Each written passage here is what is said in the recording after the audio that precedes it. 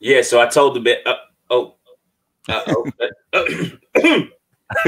yeah. Yes. Sorry about this, guys.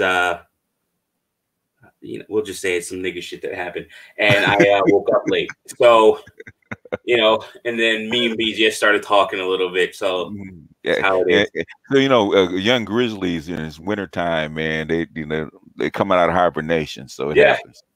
yeah, and it ain't totally spring yet. So a couple more minutes, before it's time to come out of the cave, if you will. But I do want to thank everybody that is in the chat. Thank you for joining us. Let me just do a test here to make sure everything is good. Thank everybody. Yeah, very good. All right, cool. So everything's good on the stream itself. For those that are catching a replay, I appreciate you coming out. I appreciate you joining me and BGS IBMOR, an elder in the space, a person that I feel is a mentor to not only me, but almost like a point of genesis and a nexus point, especially in the Black manosphere space. There have been people before him. He came in 2.0, if you will, if you want to say there's revisions, but it's continuous. So it's all one thing. And now that we're looking at end of 2.0, 3.0 now, where we're seeing millennials and younger folk come along, I want to talk about, MGTOW. Not many people know Black BGS. This I'll put your secret for Black Gnostic Speaks. And Yes. Gnostic is spelled with a G. That's crazy. That's the secret. That's why nobody knows about your previous content. But I've been watching BGS IBMOR since he had the little green guy in the suit trying to make a fire or something. I don't know what that was. That's your portal. That's my portal? Yeah, it was a portal. Is that how you get into the strip clubs in the future? I get it now. That makes sense. Or know how you bring the strip club to you. You bring them through. COVID proof. Yes. I should have thought of this. But an elder in the space and someone that you may not like what he has to say in some cases because he actually challenges you and makes you think more about what you're saying. But he's definitely a person that has been the starting point, the genesis point for a lot of different guys and myself included. One of my first videos was boots on the ground, and it was after BGS talked about automation in McDonald's, and holy crap, this was in McDonald's in South Florida, Fort Lauderdale, right across the street from the Hard Rock Cafe. That McDonald's was still there, and you can go in there and actually order from one of the kiosks. And this was what, 2-3 years ago, I think. Now BGS, yeah, about that. All right, so we'll go into it a little bit more. We'll talk a little bit more, but really, this is MGTOW Retirement from the perspective of a man that not the sun is setting, but we'll say it's at the 12 o'clock mark in life, and what that means, and then even talking about feelings, in terms of MGTOW Retirement and what it all means. BGS, anything you want to say to introduce yourself or get started? Not really. That's a pretty good introduction. Basically, I came into YouTube through MGTOW, but I've been doing this kind of work, man, since like 2000. So online. So the people that know me in real life, they say like DC, they've been following me for like 15 years. So so I'm not new to online or this kind of content, but I came into YouTube through MGTOW because they needed content creators. So I started my channel, and then when it kind of limited me as far as a Black man, I came over to the Black side and with IBMOR. So and everybody knows about the Coliseum, and nobody was really doing a lot of live streams. So I started doing it because my thing is that I wanted to connect with my subscribers. The only way to do that is basically go live and put the link up there and hit the button, and whoever comes. And I was probably one of the first people to actually do that, because most people limited their live streams to the people that they knew or their friends. And I was probably one of the few people who actually just have an open live stream and let everybody in. So that's where the beginnings of what we call now the Coliseum, or the model of the Coliseum, is now. Which is crazy because you watch Kevin Samuels and you're like, whoa, these women are really delusional. Listen, BGS Coliseum, you saw how fucked up shit really was from men and women. Women, yes. Like this numerology shit, you didn't know how, I guess the word would be pervasive, or like how it's permeated the space, how it's permeated the thought, the process of so many Black people, and how much they believe this stuff, and then really kind of throw caution to the wind, or throw reality to the wind, if you will, and that shit ain't blown away. You know, so it's kind of crazy. But I do want to say hi to Char Willie again, another person that is been in the space helping out, support the moderator of all moderators, if you will, along with like Don Calypso and such and of the sort. Chemistry IBMOR, thank you for showing up. Eric Laporel, thank you very much. I appreciate you for showing up. Mr. Heat showed up as soon as I put up the stream. Like, I think he's got the bell. Click, so I appreciate that. Grinch God, I appreciate you. Just want to say fuck you in advance, because you're probably going to say something that's going to piss somebody else off. So why not? And Sheed, we here. So I think I know what that means. Oh, it's just Rashid. He's everywhere. So he's probably driving, but he always listens in. Cool. And Aqua Techie, I appreciate you showing up. So for the people that are watching, I'll get to it in terms of the questions. Essentially, I see something with MGTOW that bothered me. One of the things is I have a series on my YouTube channel, and so what happens when you get sick? And I went to like part 4, right? And I stopped making it about feelings, and in terms of like just talking about it, and I made it about the money. Yeah. And I said, okay, no problem. Let's focus on your retirement. You know, look at what you need to do to make sure that you put yourself in the right position. Because I was saying this before kind of Kevin Samuels blew up, and he's not a person that I've listened to a lot before he blew up. But now it's just like I'm on his content because it's just funny. But what happened was, you know, you started to see that, and then the change, and then it hit me. Kevin's not only talking to women, he's actually also talking to men, because there will be some men, as 50% of Black men that are of marrying age that don't have kids. I mean, they might be out there screwing around still, and they just don't have kids. So also, I don't know the numbers on this, but also, you know, men will possibly die alone. Get a dog. Yeah. So we do have options. So I'll lead it off with that. And that was a long question. It was more of a statement. What are your thoughts on that, and how do you feel? Well, what do you think? No feeling. Well, it's because women are different. Okay, women need connection. Women need other people, because women don't do very well alone, because they're not built for it. They're built to have children and bond with other human beings. Okay, so I think a French philosopher, French feminist philosopher, she said, even the language that men and women use are different, because with women it's me and it's us, it's a we, it's never an I, it's hardly ever an I. Okay, it's always us. Whereas a man, it normally starts with I. So it's me and my friends. It's me and my buddies, or it's me and my women, me and my family. So it's always, men is always their like I think Roland Tomasi says, their point of origin. Okay. Yeah. Whereas women, family, so on and so forth. Yeah. Whereas women don't have that central point of origin. Women don't the way that they're built, the way their minds are actually wired, they don't exist singularly, and they don't do well singularly. So a woman that doesn't have a connection with her children or her family, they live pretty miserable lives. That's how come a woman that doesn't have any connections, she's going to have like 20 cats. She has to have something to bond to. Men don't Right. need So anything to maybe bond with to. Yeah.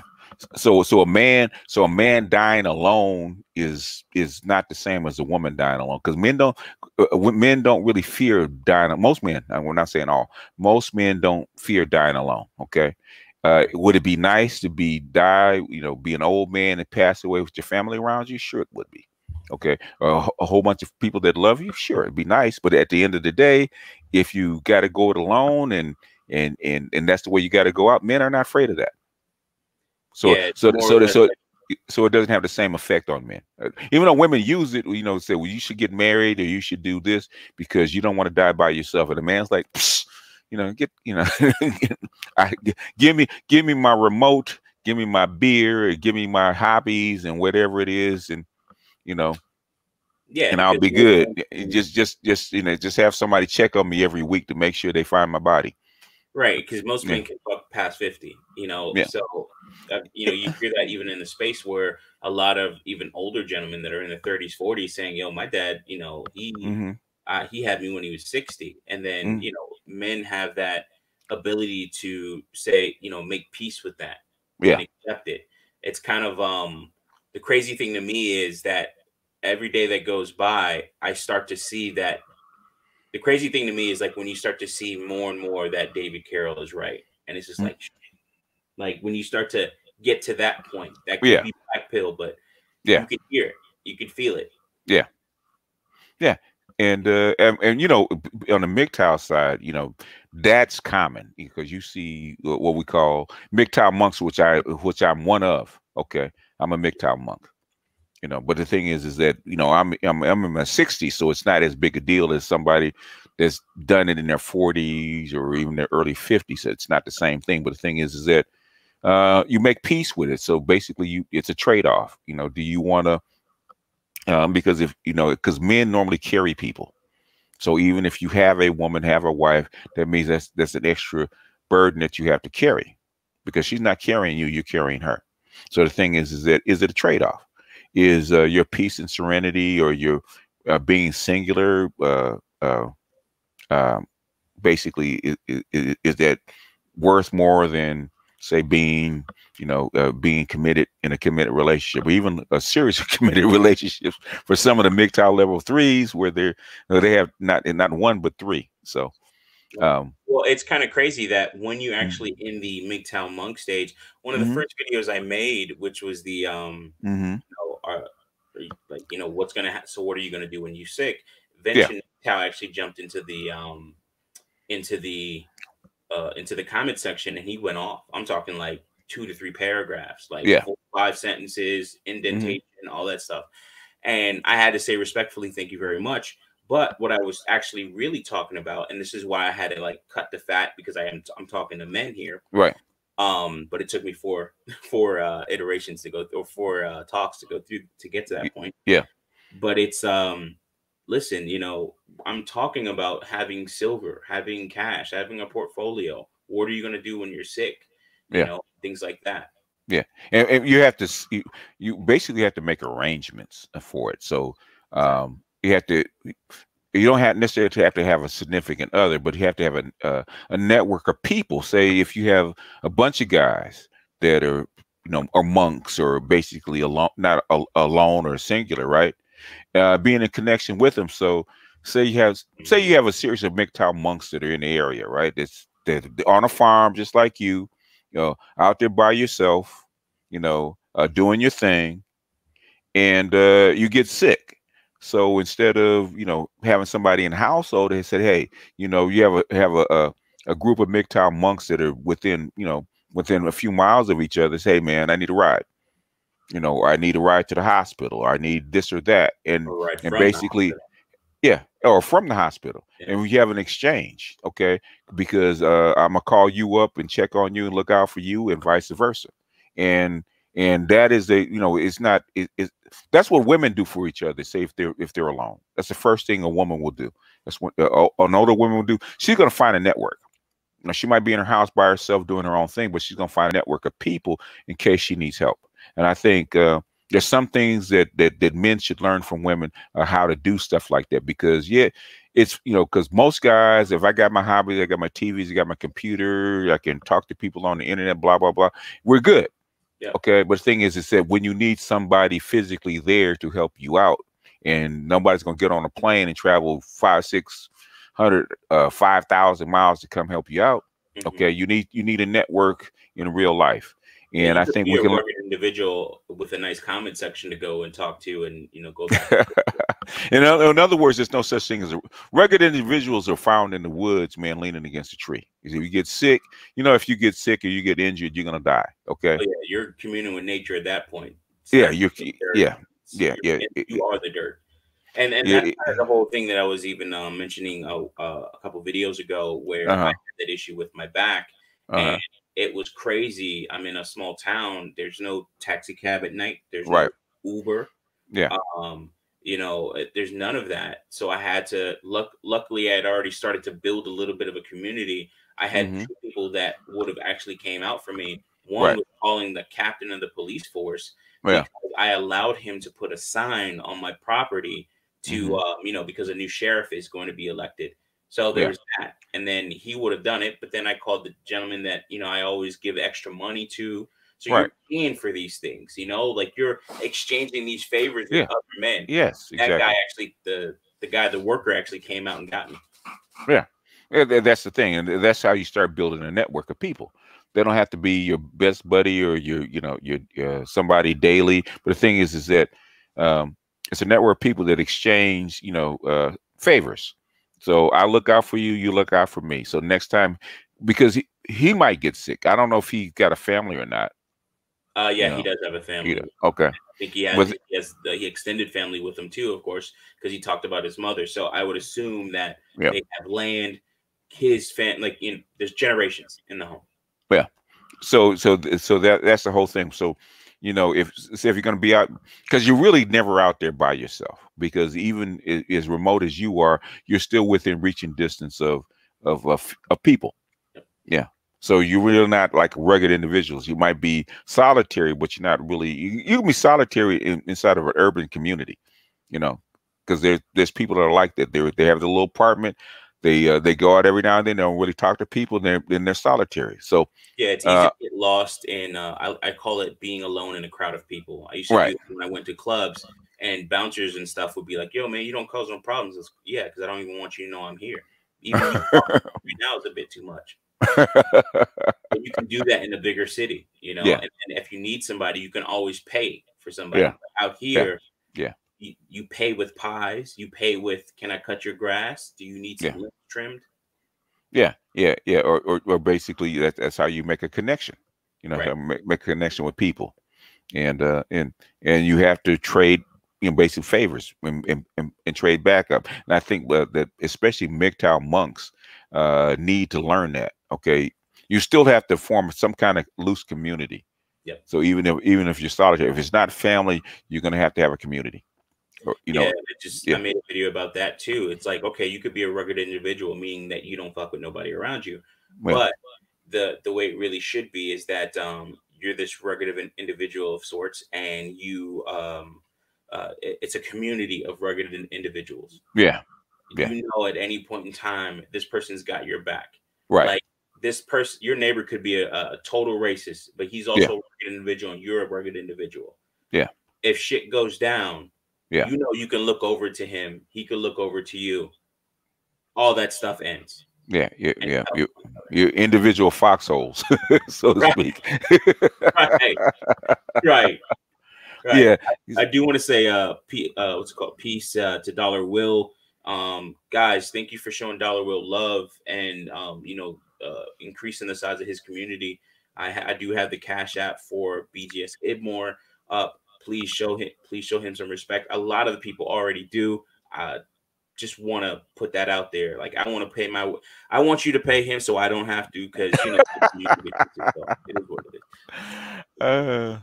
But but that's because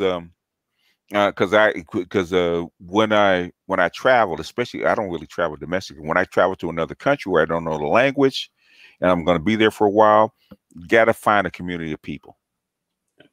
You know, whether, you know, somebody that you can call in case you need to know something, need to go to the hospital, you need a ride, or need some kind of information.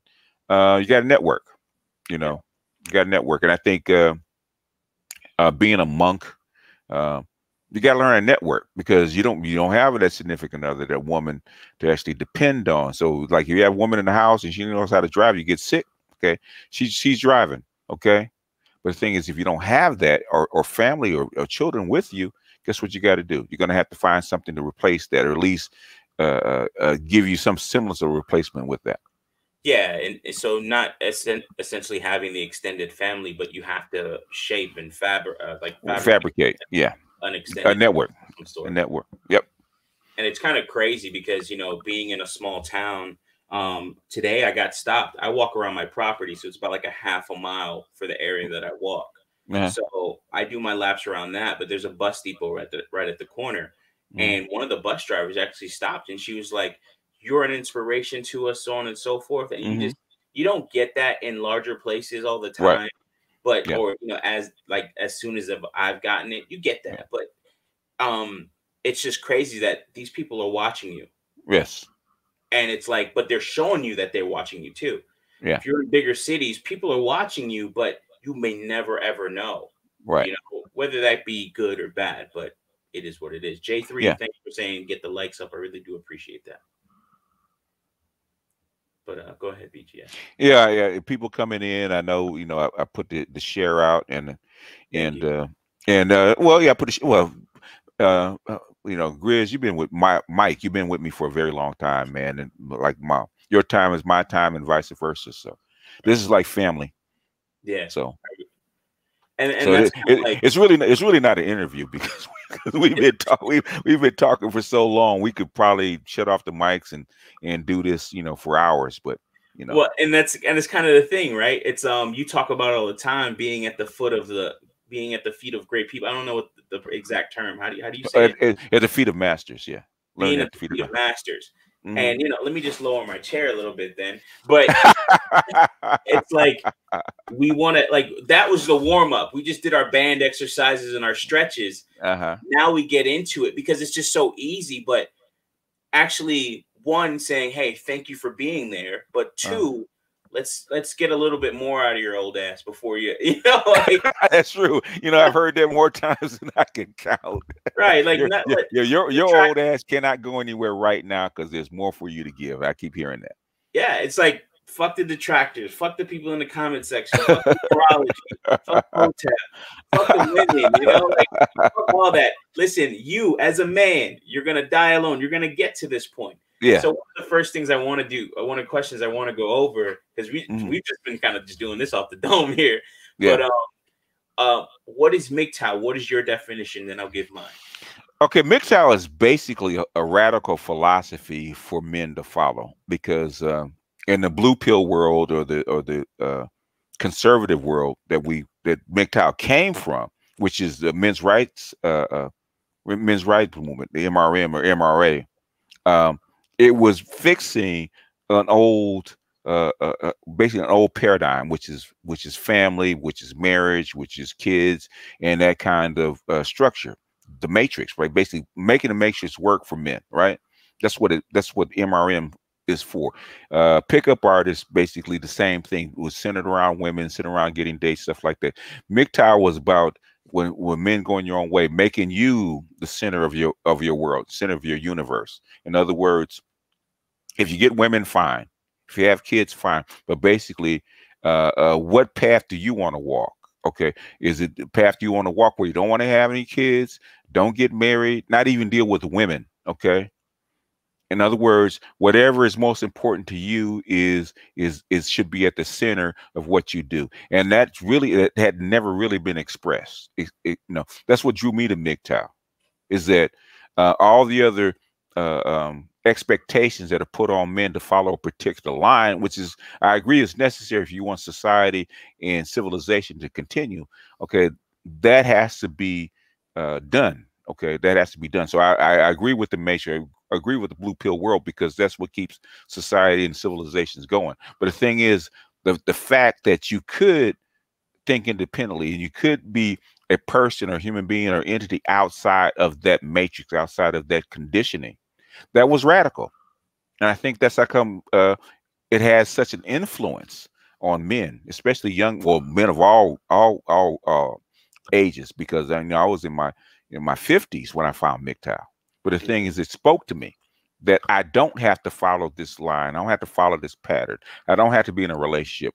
You know, I don't have to be married or have a significant other. I can follow my own path. And that's what men going your own way means.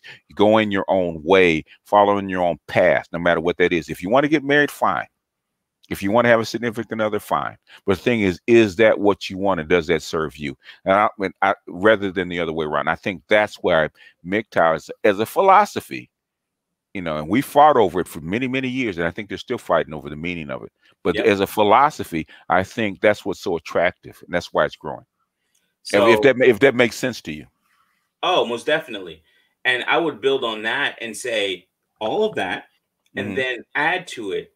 And we'll get into the fluidity of the different levels as well. Like, you know, it's not gender fluidity. Calm down, people. But you know, we get into the fluidity a little bit, but also my definition is understanding.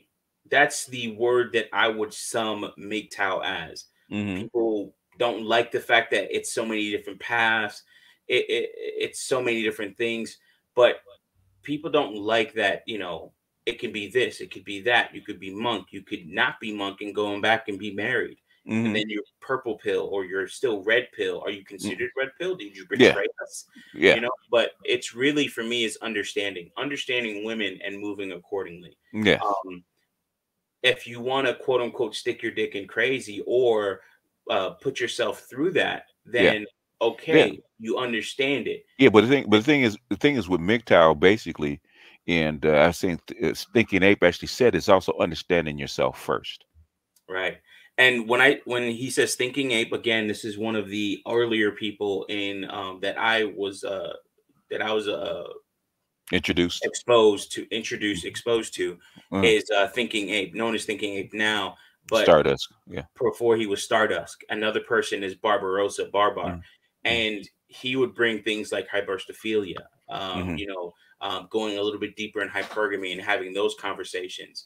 Replicant Fish in his early days, before he was just kind of like a bit of a shock jock, and he's talking about these things, and he talked about it in length and stuff like that, dark web type talks, where it's just a picture and then it just some low music and just talking about not the feelings, but you know, men, our feelings do go to through our logic side, but really talking through our feelings and then dissecting them and understanding ourselves, and then understanding women in that same environment, and how do we interact with one another.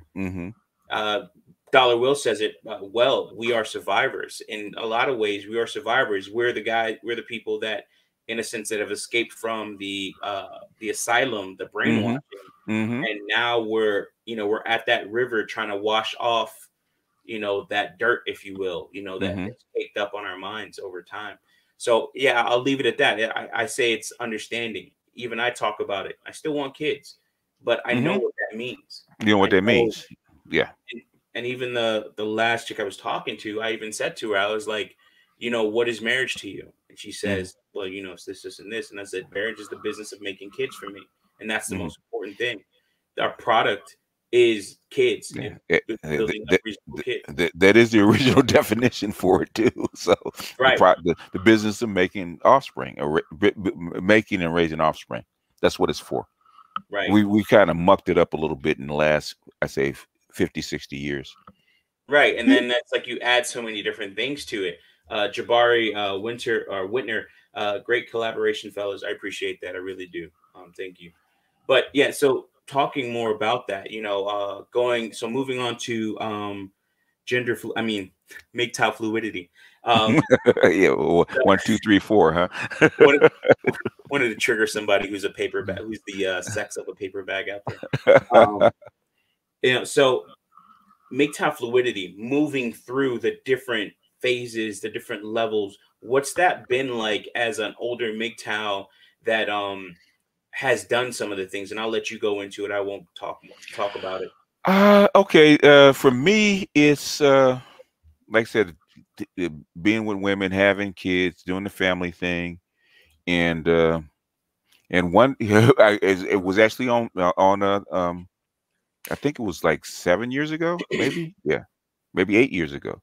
Actually, on Valentine's Day, right? Uh, Girlfriend, and she's complaining, and we're going out to eat and taking her to lunch, going out to eat and stuff like that, and she's complaining about Valentine's Day, and we got into an argument, and something clicked in my head and said, I'm done.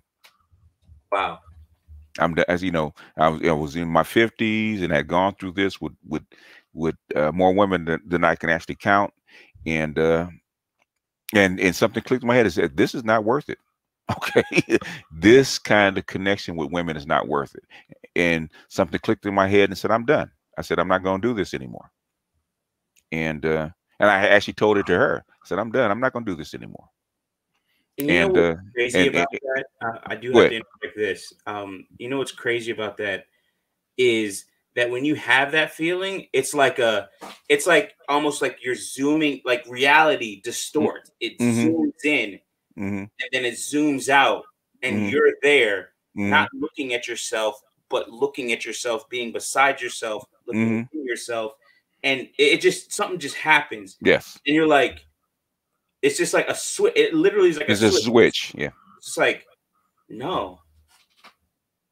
Like, and it's nothing crazy. It's nothing grandiose. It's nothing in anger sometimes. It's just no. Yeah, I'm done. Yeah. Go ahead. Yeah. Like when you like when you break up with a girlfriend, at some point said, I'm done. You know, this is it. I can't do this with you anymore. And you said, you know, you won't see me again. And something inside you just clicks off.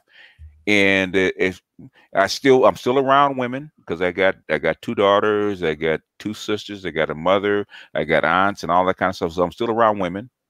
I can be around them. I can talk to them. I can relate with them. But it's on a personal level, intimate level. I just couldn't do it anymore.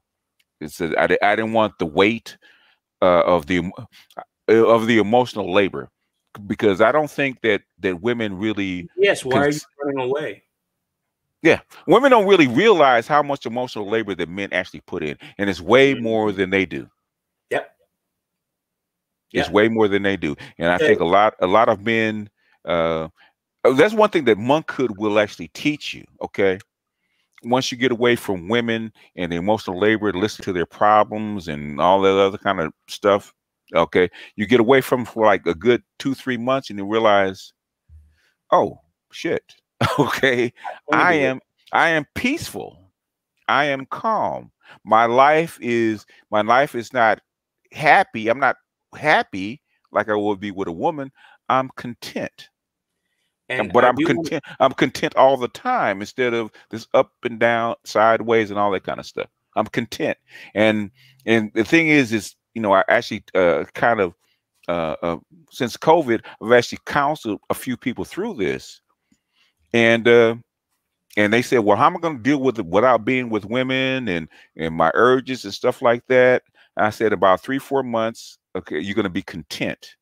And then go out and get a woman, to be with a woman, you're going to have to give up being content.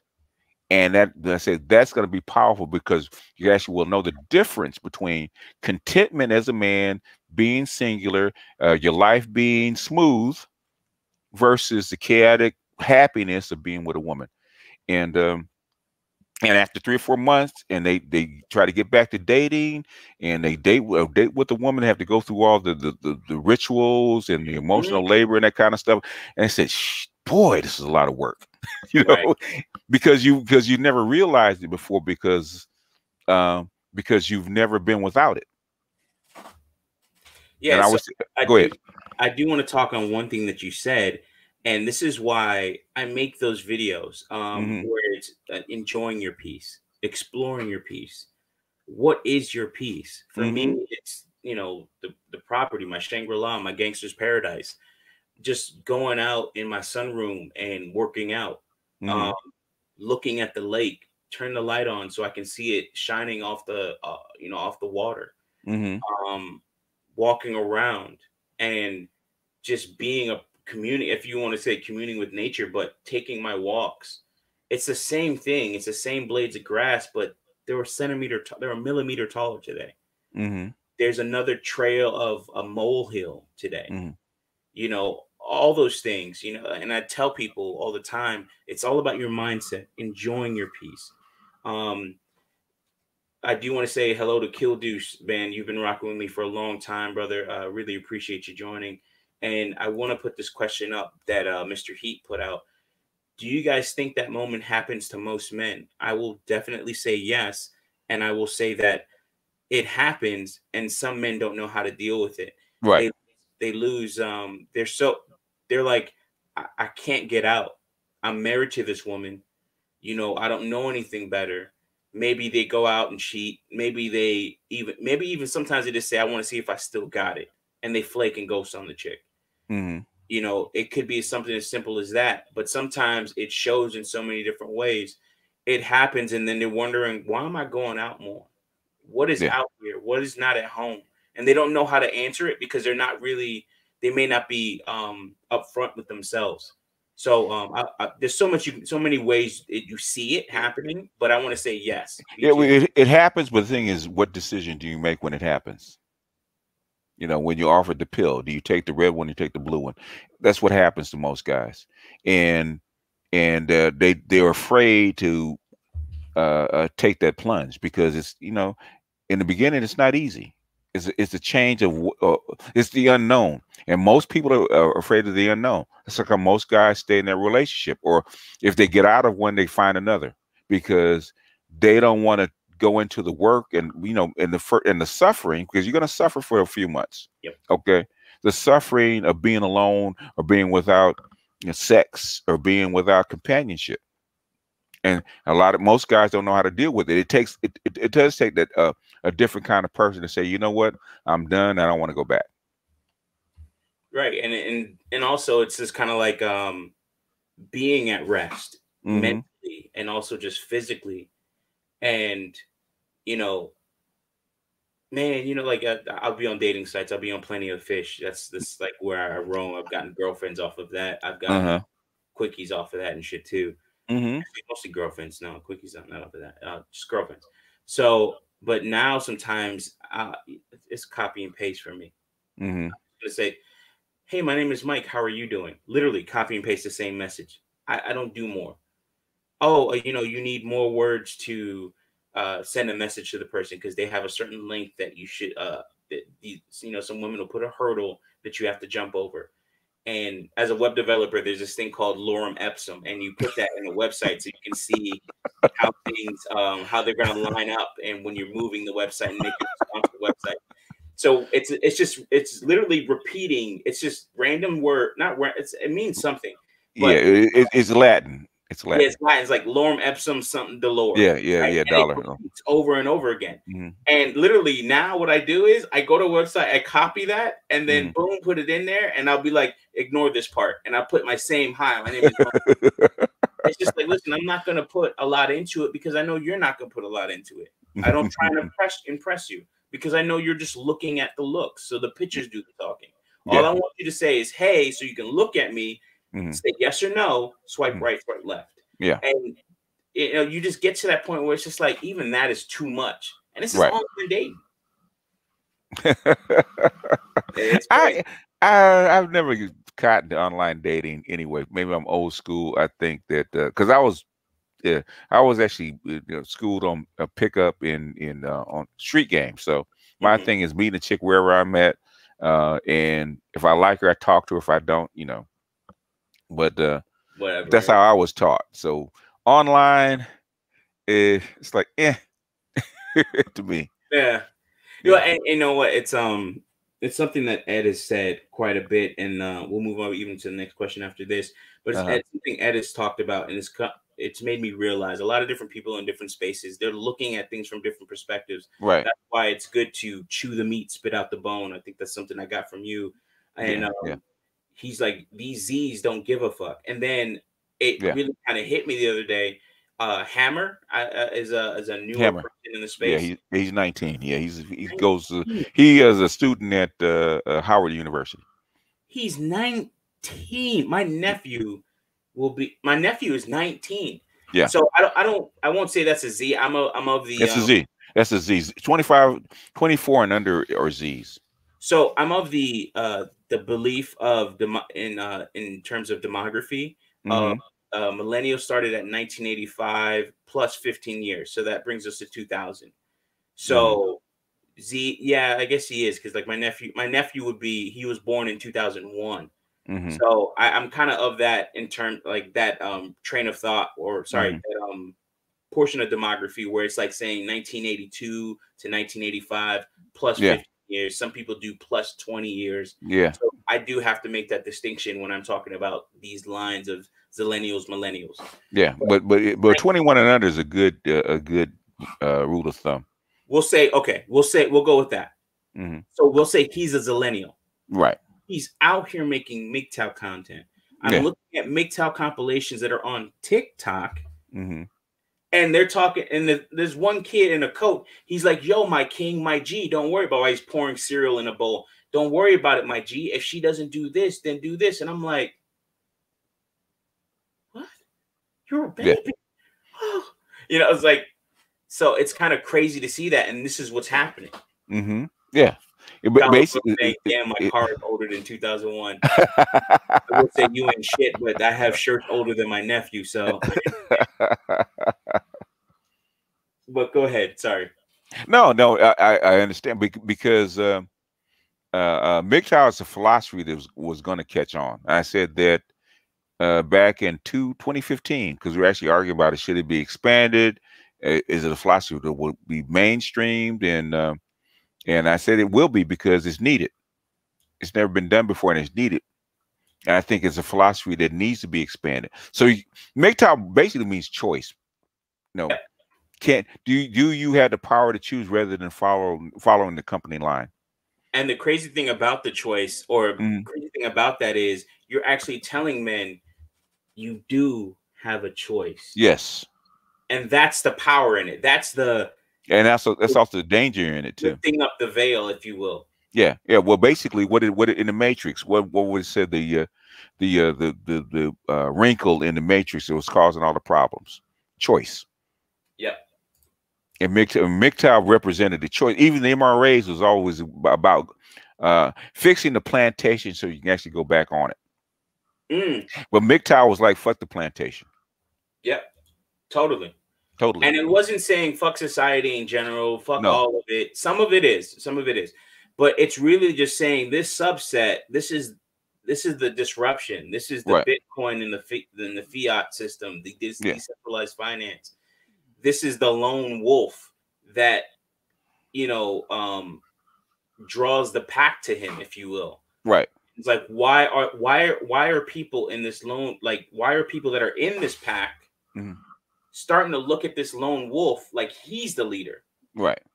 And not this blue pill sage pastor who also isn't married, but we're not going to talk about him.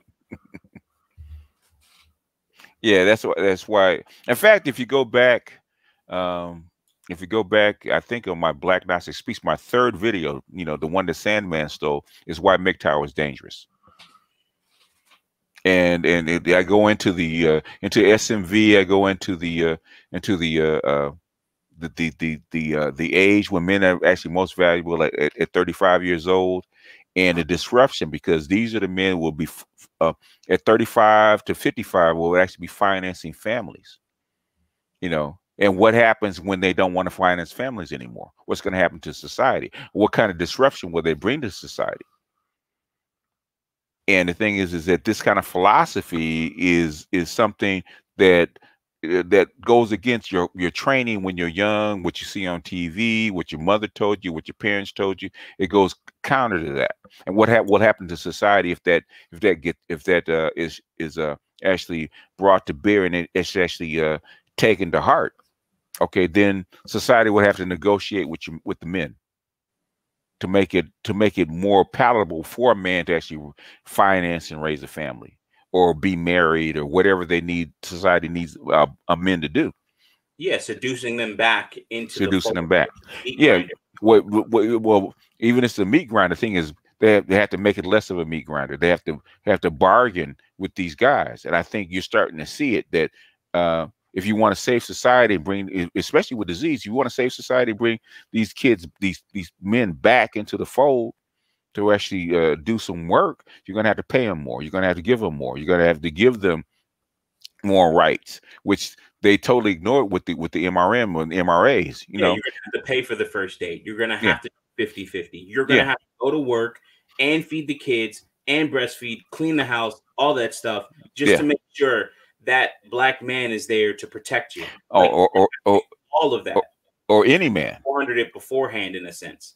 Or any man, because a man could say, I'm a get on my, because if a man, retirement is not that big a deal if a man doesn't have kids and doesn't have a wife.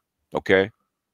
It's not that big a deal. Basically, if you give say a 20-year-old, 19, 20-year-old a plan how to invest, get his money together, get his job career together. By the time he's 60, he doesn't have to worry about retirement. It's already done because he has 80% of his income didn't go to a family, into a household, into a wife. Yeah, Okay. especially if you're past 35, or sorry, past 30, going on 35, Mm. and you still haven't gotten those things, and you're still hearing niggas ain't shit. Yeah. You know, or men ain't shit. You know, I know there's white men, of course, listening, but you know, you're still hearing these things, and it's just like, okay, I don't need this. All I need is a decent job. Like, again, I'll talk about it, and I talk about it often on my channel. Is just, okay, I make 75K a year at my day Mm. job, and I can afford the house that I'm in with the mortgage. My mortgage is about 1247. That's with the taxes and insurance included. And I have a gangster's paradise. I can go in Mm. my backyard, let off a couple shots, Mm. walk back to the front yard, and then say hello to the cop that's passing by. Mm-hmm. Because that's just where I'm at in my area. I can fish if I want to on the weekends or at any point in time. I Mm-hmm. can go to the grocery store. I have to make myself leave my house once a week. So if you have men that are doing these things and they're going through it, um, they're going through this and they're going through these the going through their paces, going through the motions with this, and then they still haven't done a family, a girl, a long-term relationship or anything like that. Mm-hmm. Mm-hmm. Why do they need to? And Right. that's the next question. Why do we need to do this? And I use the word need. Okay, why a man himself doesn't need to do it. Okay, the society needs men to do it because at some point society will not work because it won't produce children. There will be no next generation, um, and then society itself would have to take the burden on taking care of women because most women cannot take care of themselves without society's help. So, um, so society basically does need men to be in the matrix. Doesn't work without a whole bunch of human beings. It just doesn't. Same Right. thing with the society. Without a whole bunch of men still towing the line, society will start to fray at the edges. I think it's already starting to fray at the edges. So the government or society will have to start, cutting men deals. Okay, sweeten the pot. Okay, we can't get enough workers. Hey, we're gonna give you a bonus if you come back. If you come back and do this kind of work, we're gonna kind of give you a different kind of reward. That's what they're gonna have to do. That which is what MGTOW has said all along. Right. If we can't get a new contract with society, we're not gonna work for society anymore. We're gonna work for ourselves. Right. And that's kind of the big, that's kind of one of the things that we've talked about. The analogy that she's very often is like, yo, listen, I'm not playing the game anymore. I'm taking my ball and going home. And Mm-hmm. that ball is your earning power, your earning potential. And Yeah. that going, and along with your protection, your caregiving, and so on and Yeah. so Yeah. forth, and being there We, and we, being we, that emotional crutch. Because you talked even, and I'll let you talk here, but it's something that you said earlier is a lot of people do not understand the weight of men in this the weight that is put on men, because mm-hmm. we're not coddled in a lot of in a lot of ways. We don't have that. oh baby, what happened at work? I hate that bitch too. You know, like Mm-hmm. some men were taught to like, yeah, I don't like Rick. Fuck that dude. But and that's it. Mm-hmm. We don't talk about it. We might internalize it. Rick is your boss, and you're working overtime, maybe not getting paid because he screwed up or Mm-hmm. he messed up on something. And Mm-hmm. you still have to go to work tomorrow. Why? Because the mortgage still has to get paid. Mm-hmm. Yeah. I'll leave it to you then. Yeah. And I'm trying to remember get my thought back. Yeah, I'm sorry. I um, I I think that it's not just you know, we were actually going to start a service during COVID, right? When a lot of women, the school shut down, women didn't have any childcare, so they had to leave the workplace, right? So I was actually going to start a service called Rent a Homosexual, right? Um, you, you Yo, give was them, there an app for that, like Tackle, like a Uber, like you get yeah, well, pitch you know, to Uber? like Molly Maid or something Dick? like that. Rent a Homosexual. Got the kids at home. You have to go to work. Okay, you need somebody for childcare to watch the house, to pick you up from work, to give you companionship, some sex. I said all he needs is a PS5, a place to sleep, um, basically a use of the family car, and he'll watch the kid. He'll make sure the kid gets his homework done. He'll pick you up from work. Okay, he might do some light shopping. He might even cook for for a little bit of a bump in services. Uh, but so the thing is, he's not going to work. You take care of him. He watches the kid. He allows you to do what you do, which is the Yeah, same every thing so often, that a wife would do for a man. Okay. and every so often you have to activate that pussy trap card to make sure he stays. No, You know. no, no. Basically, that comes with the service, okay? Because Oh, okay. he's gonna blow your back out at least 3 or 4 times a week, so you're gonna go to work flustered, and he'll listen to your problems when you come home, and you talk about that, that bitch that in the other cubicle that you can't stand. He'll sit to it for an hour or two to listen to that. All the little, most of the labor and that kind of stuff that we don't take into account that men actually do. Okay, because you don't have a man, we'll actually lease you one. Least. And it's funny because I was watching Jada Black's channel, and he does a lot of gossip, star gossip and stuff. And it Mm. was talking about Tyrese, how he's renting a thought for Yeah, All Star Weekend, and it's yeah, kind of crazy. It's like, yo, they out here leasing hoes, and then you think about it, it's like they've been doing this, they've been doing that. Yeah, they're called escorts. right? Yeah. Yeah, and then but the worst part is, Oh, the boyfriend at home doesn't know that his the car that he takes care of and maintains on a regular basis is right. getting dented up by some other dude. Right. Sick Diggy said, the lone wolf is a great analogy. However, a more accurate analogy would be of men idealizing leopards instead of lions, especially with lioness becoming more like hyenas.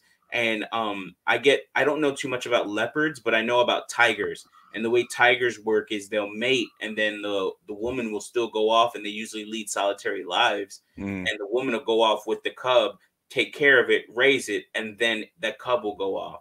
hmm. So I understand what you're saying in that case, where they're more of a lone wolf and they only get together to bump uglies. Yeah, Um, yeah. We're basically wolves because I guess wolves are actually more of a greater analogy because people are social. Okay, and wolves, a lone wolf is the aberration of the wolf pack, because wolves, you don't normally see wolves out there by themselves. There's actually in groups. So a lone wolf by himself is an aberration. So yeah, if you see one, there's 20, there's five you don't. yeah, you five, you don't. Yep. And that's kind of they run in a pack. And I don't know of any animal that may be a rugged individual of sort, that or a group of rugged individuals. So we don't see Yeah. this much in the animal kingdom. Right. Um, and but we do see as humans, at times you will need help. Like as I said a Hmm. couple weeks ago, I think it was the 19th. and I hurt my back, and I got an ambulance ride to the hospital, but there's nobody there to take me home. Okay. And it's like thinking about things like that and preparing for things like that. This is why, even if you are a quote unquote regular individual, and I know I'm mentioning that a lot, that term, but I'm not trying to be rude. I'm not trying to be against that, but it's just like, okay, guys, just prepare yourself for when shit hits the fan. Right. And, move accordingly, and do things to where you could be in a better space, and you could be helped, the, pull out that reverse Uno card or whatever, pull out Right. that lifeline. That's it. Yeah. A better analogy for that. Yep. Calling that favor. Yeah, calling that favor. So I want to move on to the next question is, how important are children to the development of a man, a MGTOW?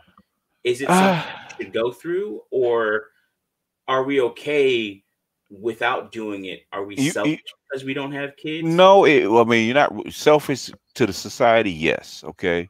Your development will be different without children, because children are basically the only people you really can love unconditionally, because a child can't do anything for you. Yeah. And so as a man, it does change you. Okay. And actually, to talk to a man that doesn't have kids and is trying to explain it to him is kind of hard. But every man that I know of that's had a child and held that child for the first time, he knows right then and there that I'm responsible for this life, and I got to do the best I can to get this child to the point where it actually can take care of itself. Well, So, and that's the way I would say that's represented even in film is in the movie series Twilight. And I forgot the character who was the wolf, and he was imprinted by the person that he actually loved, but that loved the vampire, that whole love triangle. But he was imprinted by her daughter. Okay. And then it was just like, I feel that's kind of like what happened even with my nephew. And it's like, whoa, this person not only depends on me, but like I'm the only one that can put this motherfucker to sleep. It's like, yeah, I got this, and then raising that person, and then being a part of that person's life, and then seeing how they act like you. My nephew don't call me for shit, but it's just like, I don't call my dad for shit. And then it's like, holy shit, he's kind of just quote unquote like me to a like certain you. Or he gets in the car and he expects there's gum in the center console. Right. But I learned that from my dad to even have gum when I was young. Yeah. So you see the osmosis, the passing down of the passing of the torch, and how it's just something that is communicated without speech. Yeah. And what the thing is, when it's your child, okay, because then I got, like my two sisters and my one of my brothers don't have any kids. The difference is when it's your contract, okay? Because when the shit hits the fan, nobody's around, that child is still your responsibility. Okay. Everybody else can say it's not my kid and walk away. You cannot walk away because that is your contract. Okay. So there's a difference. There's also pressure on you to fulfill that contract. Okay. So so it will change you, whereas not having a kid won't. So I'm not saying that you're not going to be a good person, not saying that you're not going to be capable, but you without going through the experience, it's like sex. Okay. Okay, you can go through through whole life without having sex and not being intimate with a woman. But the thing is, without having that experience, you're not going to be the same. Yeah, or even like, okay, it's like sex with a condom versus without a condom. Like when that's a different story. That's a whole different experience. Okay. Right. Like, listen, man, it's like I can't explain it, but you're gonna have to. Yeah, you'll know it. You'll know when it happens. Yeah. It's like Jesse Gleason, like, wow.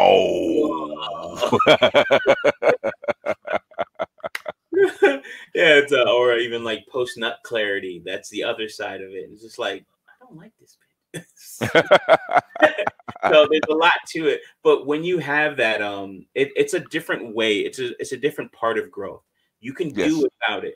You can definitely go on without it. Yeah. But also at some point in your life, you're gonna wonder, it's kind of like also like kids growing up without a dad.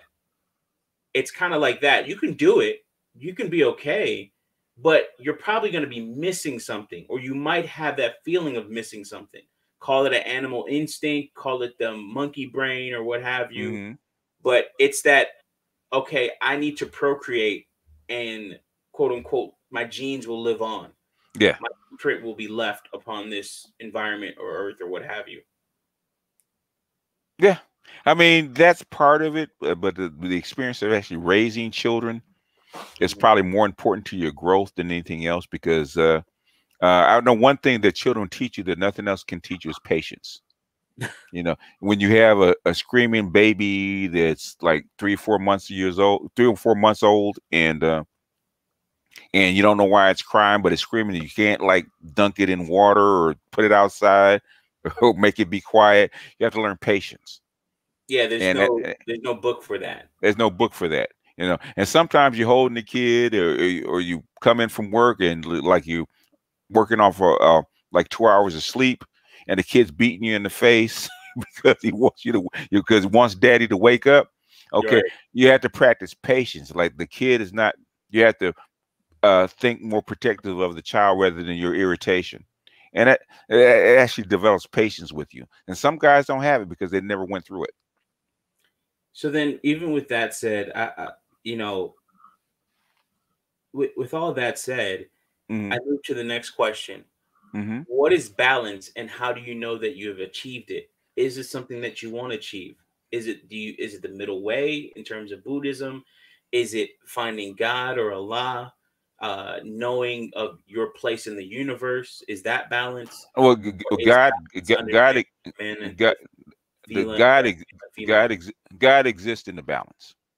Okay, the Buddhists, the Buddhists, Christians, ancient Memphite theology, right? It talks about the Ptah and the Nu and all that kind of stuff.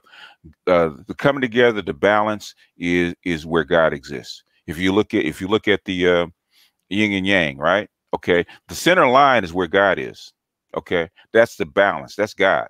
That's creation right there. And Where the two pieces meet. where the two pieces meet, that's God. Okay. That's where creation starts. Right. Okay, No, not and that. it's easily overlooked because it's like, oh, there's a line there, and it's like, yeah, Yes, it's got to be something that's separate. Okay. Okay. yeah, that's God. Where the two energies come together and they form that line, that still point, that middle point. That's where God is. So when you get the balance of both forces, right, you get the 0 point, right? Hmm. Mathematically, okay, the 0 is God.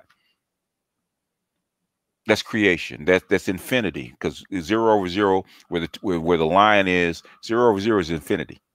Yeah, And God is constant, if infinite. you will. Huh? So what? Is it? Would you call it a constant? Is another way of saying that, or Is infinity a constant? Could be. yeah, okay. Maybe Okay, it may not be a constant number, but constant in the in the sense. I'm not sense, saying yeah, it's not yeah, right, but constant in the sense of always being there. right, Okay. Okay. yeah.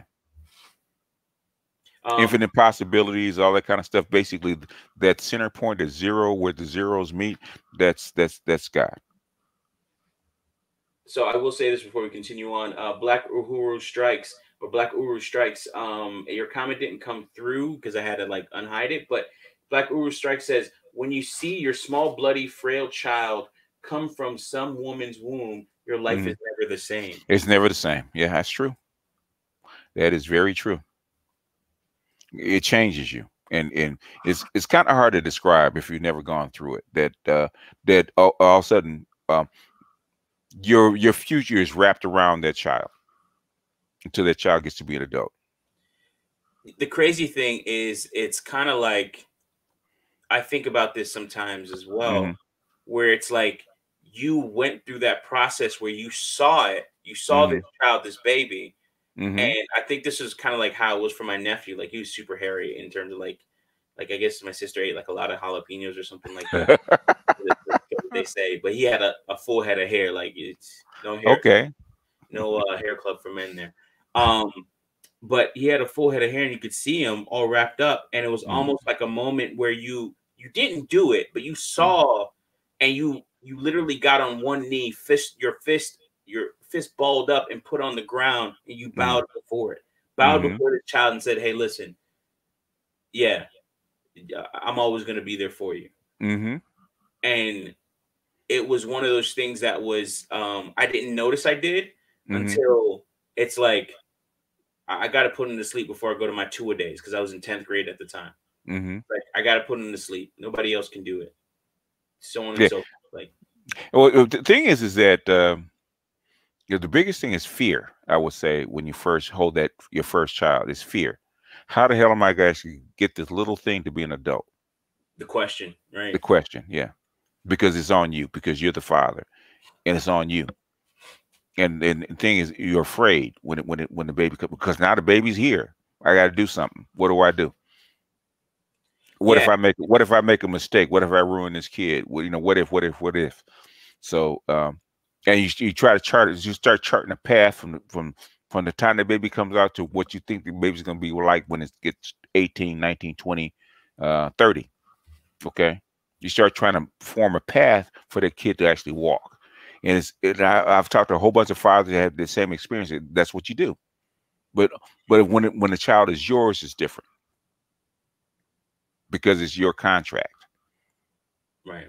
Because I've never forget that is your blood, that's your contract, that's your responsibility that the creator is given to you.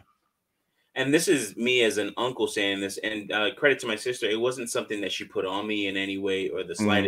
slightest. She did ask me at one point, which is why I have the semi rift that I have with her. But Mm-hmm. at the same time, Mm-hmm.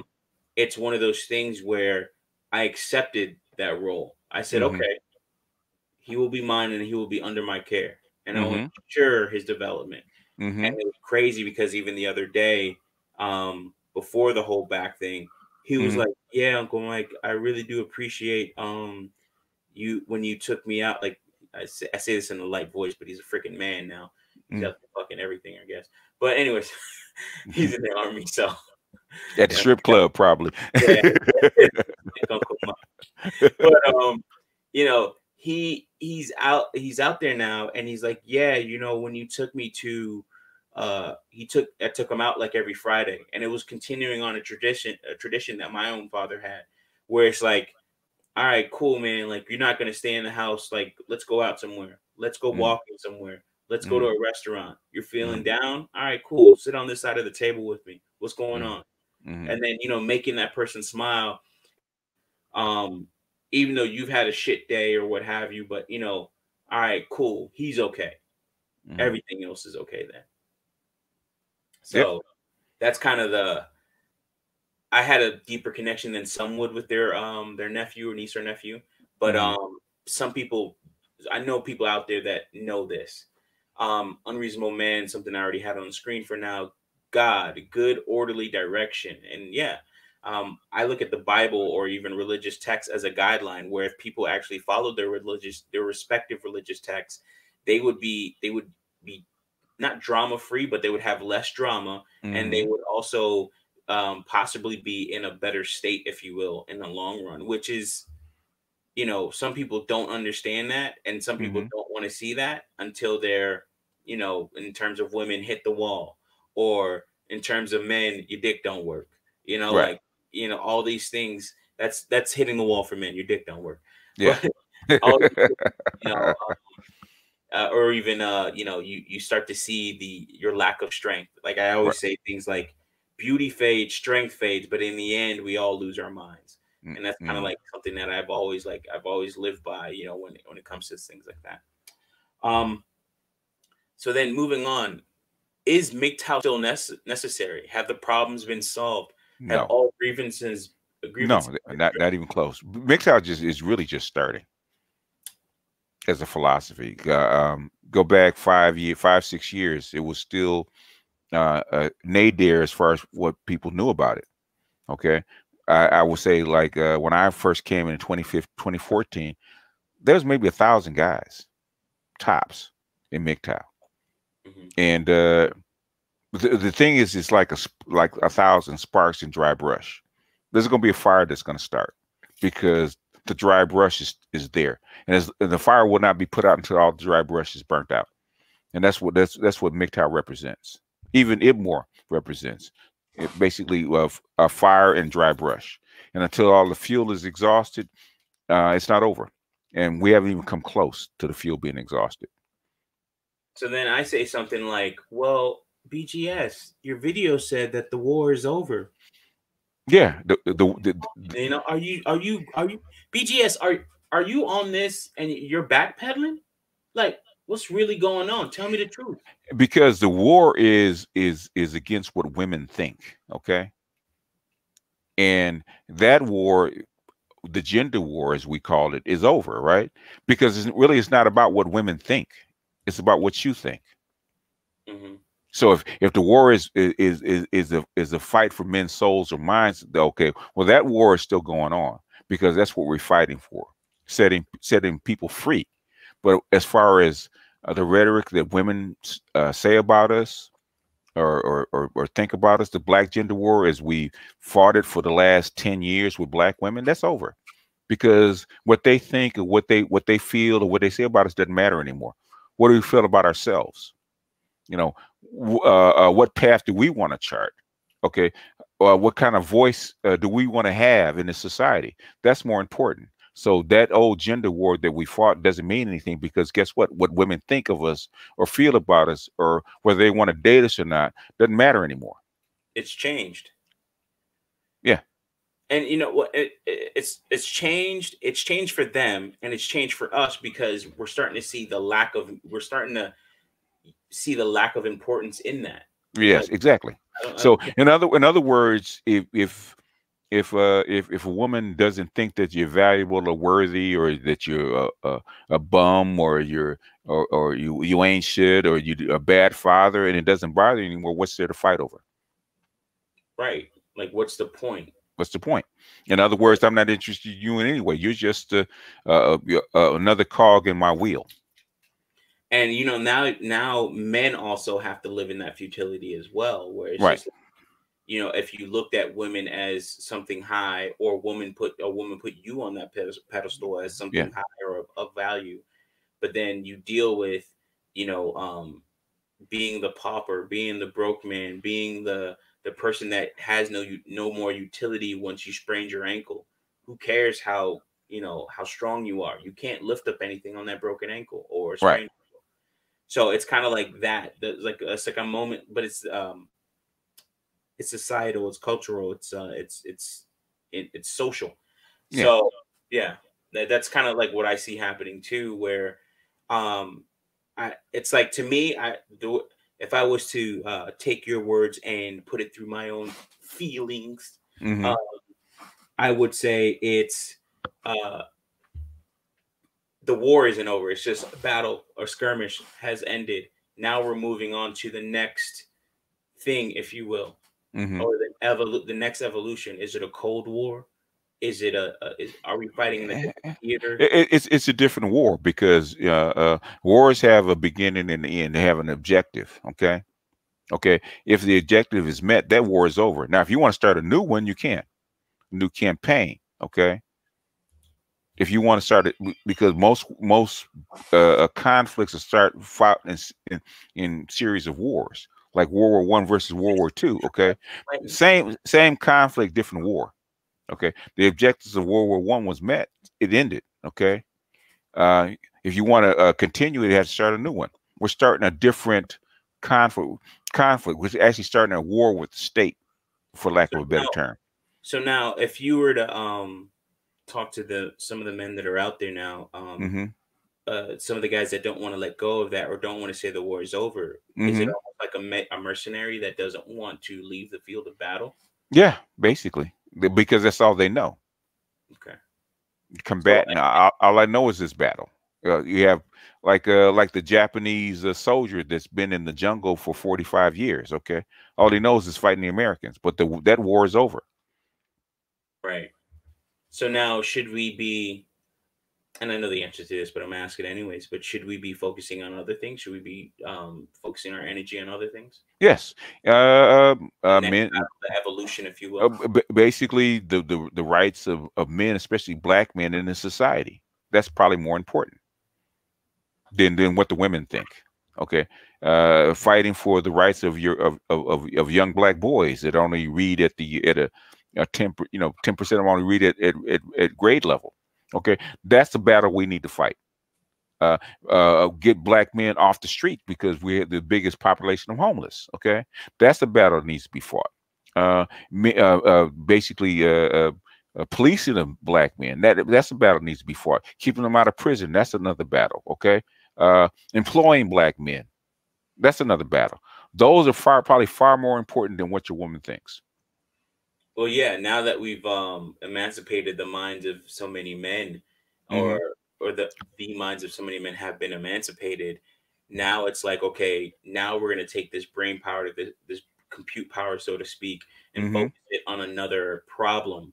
Right. We're trying to mine the next Bitcoin in the chain, if you will. Like, Mm-hmm. that's done. That block is already finished if we would put it into crypto terms. Right. I'm sure Lionel is probably turning over, like he's probably been summoned. uh, with Lionel, definitely check out the channel. Also, I do want to take this time to say, go over to Artisan MC's channel and support his Comic book. Yeah. his comic book store, the push to buy that comic book store.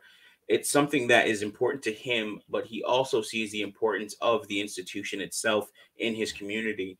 And this is another thing when BGS talks about reading. Sometimes getting a child into reading, especially the boys, getting them into reading is Mm-hmm. through comic books, Yes, it things that is. they like, novels that they like, Mm-hmm. not just, movies and other things, but okay, teaching your child how to read using the thing that they actually like, Mm-hmm. so definitely go over to Artisan MC's channel. He should have links in his bios and description talking about saving the comic Yeah. book store. I think it's like Stand Up Comics out in Cali, right? I think it's out in Cali, It's Northern Cal. Yeah. Northern Cali. All right, so no Cal. No Cal. But definitely go ahead and support his GoFundMe. I try to put those in videos. Also, I figured out how to do a little scrolling thing on the stream. So Mm. I support BGS's Cash App and mine as well. I will say that your funds going to me will be used for strippers. I mean investment. And also, while you're here, new people, while you're here, subscribe to the channel. Yes, I know definitely. people are coming over because you've seen my my post.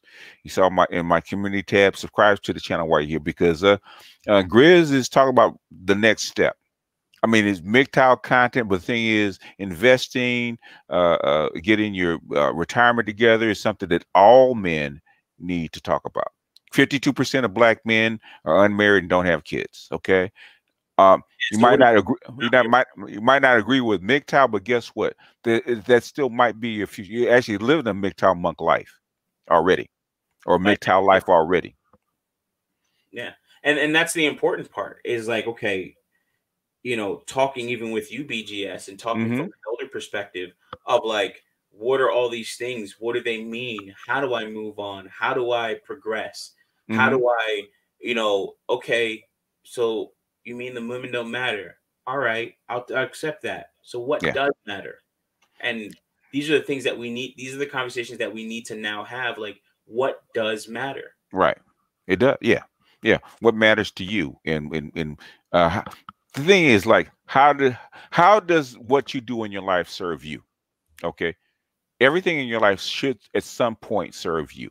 You can be in service to people, but the thing is, the things that you bring in your life should serve you in some shape, form, or fashion. Whether it's mentally, whether it's emotionally, whether it's physically, it should serve you. Even strippers at the club, okay, okay. So when you actually give out some coin or medium of exchange, it should get a service back. And it's the Are same you thing with. satisfied with that service? Are you satisfied? On it. Yeah, well, it can be a little iffy, but yeah. Right. Yeah, And it's like I think the conversation that's been brought up lately in the manosphere is one that's old, but people caring about what other people do with their money and their dick, mhm. or their genitals, and Yeah, it's talking about tricking. tricking, But then I trick, always say that tricking is tricking and tricking. simping there's like a blurred line. You can be a simp real quick if you're not properly watching out watching your bottom line. Like, I gave you money, I expect a service that is satisfactory to me. So you give this chick the money in hopes of this service. No, no, no, no. I give her the money because I not in hopes, but that the service will be delivered. And some people don't understand that. Well, the thing is, you have billionaires that trick. Okay, Mhm. you have athletes that trick. You have the so-called alpha males that trick. Okay, All-Star Weekend when they get an IG model. Okay, they're paying for her. They're actually paying for her to go out, paying for her to fly out. They might give her some money, but they're tricking. Okay, basically tricking doesn't mean that you just pay a chick to have sex with you. That's part of it. But also taking a chick out to dinner, or basically giving her a fabulous lifestyle if you're not married. That's also tricking. Paying her phone bill is tricking. Okay, that's all forms of tricking. Okay, but the thing is, does that woman meet your needs? Does she give value back to you? Okay, and only a man can actually say what value is. Rich men hire escorts. They spend millions of dollars a year hiring an escort. Bill Gates, I'm sure, Steve Bezos, and all these billion-dollar guys have escorts that are on the side, sugar babies that are on the side. That's all tricking. But the thing is, does that woman bring value back to you? She's not in love with you. She has no kind of a loving connection with you. She might be able to feign it, but she didn't have it. I think most guys want that. But hell, if you're going through, say, if you're in pickup and you're going through like 30 women a year, it's almost the same thing. You're not getting an emotional connection with Oh that yeah, woman. it's like having 30 girlfriends or a woman having 30 boyfriends, Yeah, and it's like that's serial monogamy. At that yeah, point, yeah. it really just You're really not having a connection. The thing is that right, you, not want a value or yeah, consequence or like any type of longevity to it. yeah. Go ahead, sorry. Well, that's the whole that's the whole thing, and I think they're trying to judge men, especially nowadays, of whether they fly to Puerto Rico or fly to Brazil or Thailand and actually trick off and get their needs met. What's the difference between that and them doing it here in the United States and dealing with black women? None. Yeah, it goes to something that I always call genital speak, where it's like we talk about what people are doing with their genitals, and Yeah. it's just like, are you even worried about your own? Like, do you know where you? It's like, do you know where your dick was last night? Yeah. Like, Or if when it belongs to you, do you know where your coochie was last night? hey, you know, You know, you know what I say? All women cheat. speaking of your girls in Atlanta without you. Or basically, is she in the parking lot of Walmart Yeah, without you? right. Yeah, that wasn't dressing on her shirt. Eh, Um, I do want to say before we go on, thank you so much for Charlie Willie with the $10 Cash App. Thank you so much for Mr. Heat for warming up my Cash App with $25. I really do appreciate it. Aquateki $5 in the not super chat, in the Cash App. I really do appreciate that. I really do appreciate this, guys. I mean, this will go to um, there's no strip clubs in Georgia, so like I mean there are strip clubs, but it ain't Florida. But this hopefully this will go to bettering the stream and doing better things and doing more things out there, and getting out to more people. And, he'll help stock the pond with fish. huh? Stop. Help stock the pond with fish. Yeah, do a fish video, like probably get like a GoPro and just do like a stream. I kind of want to do that. Get like an underwater stream going, a Uh, 24/7 underwater live oh, stream. yeah, that'd be cool. That I just thought about that. So yeah, like give me more money. I'm just playing, but definitely investing more. And something actually just happened. Hopefully, I get this other piece of work. Dr. Wilson, he said he has a small number on his trick roster. He said mine was 3. You have low mileage, sir. You have low mileage. So there's some woman out there that'll take you. Oh yeah, for a small fee. Right. Oh man, but yeah, doing other things and really, again, my channel mostly is about mindset. I don't Yes. want you to go off of what my portfolio is, but go off what I do with my portfolio. Made a video the other day talking about the BMP, the Hmm. bear market project, the bear market prep, and Hmm. preparing for what's going to happen in the bear market and what you would do and what you should do to prepare for that. A lot of videos that I make are for my nephew, even this content. Whoever listens, I hope you find value in it as well. But we really do have to look at what's going on in our lives and our peace. Like, it's beautiful to me around 4 o'clock to go out, this take my break from work, either go walking, jump rope now, like I just got a new jump rope, and or just saying, you know what, I don't do none of that shit. I just want to look at the water. Like, I will say this, and we'll move on to even the next question and next thought. But the previous owners came to the home yesterday, day before yesterday, and we were just talking, and it's kind of crazy that we live this life, and you know, the home that we thought would be our quote unquote forever home is not, or won't be, you know, like we don't have that anymore. So now they sold the home to me. They had another place and they're building it up to be, you know, I guess the last bastion of their existence, if you will. But it's crazy to me with what you, when you hear them talk about it, and they're like, you know, they were just in town. Hey, do you want to drive? The wife says, Miss Nell says, hey, do you want to go drive by the old place just to see it one more time? And the husband was like, I was thinking the same thing. And I was just like, why did you get, like, I would I understand it. Everybody has their reason. It's a lot of property to handle, and they were getting old. You can see with some of the stuff that I had to do to the house, like ripping out carpet. But and I'll wrap it up here. The thing about MGTOW Retirement is, if you have something that you enjoy, that is your piece, you not only protect it, but you keep it. And that's the most important thing. We keep these things that are bringing us some type of peace. BGS, your thoughts? I mean, that's the whole thing. Is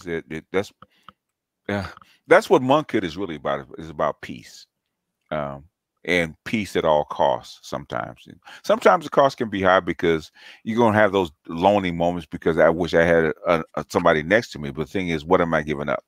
And same thing with MGTOW. You're giving up basically a standardized lifestyle that's scripted for you. And the thing is that what do you get in return? And that's often a hard question to actually answer. But when you find it, you hold on to it. When you find it, you cherish it. When you find it, you try to expand it. Yeah, and then also it's like, you know thyself, dollar will. Thank you for that. And and that's kind of the important thing. It's like, if it means that I have to have a companion to make sure that I keep this place, I'll do it because it's my piece. It's beautiful to look at. It's crazy to come around the bend and then you see the sun setting in the west. And, you know, the sun's in a different position than it was in Florida because I'm farther from the equator now and all that stuff. So you see the sun setting in the west over the lake, and it's just like, I'm on my walk sometimes and the sun is glaring in my eyes, but the beauty of it, you know. So again, we're talking about our feelings here, but it's important to talk about those feelings and also have logic to those feelings. What are you going to do? Face those feelings and those fears and that fear of loss, and say, I'm not losing this no matter what. If I have to put all my money in AT&T so it can produce a dividend that is going to be adequate, that I can actually pay this mortgage, or do I have to pay another job so that I pay off this house in 5 to 6 years by the time I'm 40 and go from there? But the house facilitates a lifestyle. And it's the lifestyle. It's not the house. Okay. You could say, you know, the hell with the house. I'm going to Brazil or Colombia or Africa or Thailand, right? And make a new life. The thing is, what brings you life? What brings you happiness, enjoyment, fulfillment, and what facilitates that kind of stuff?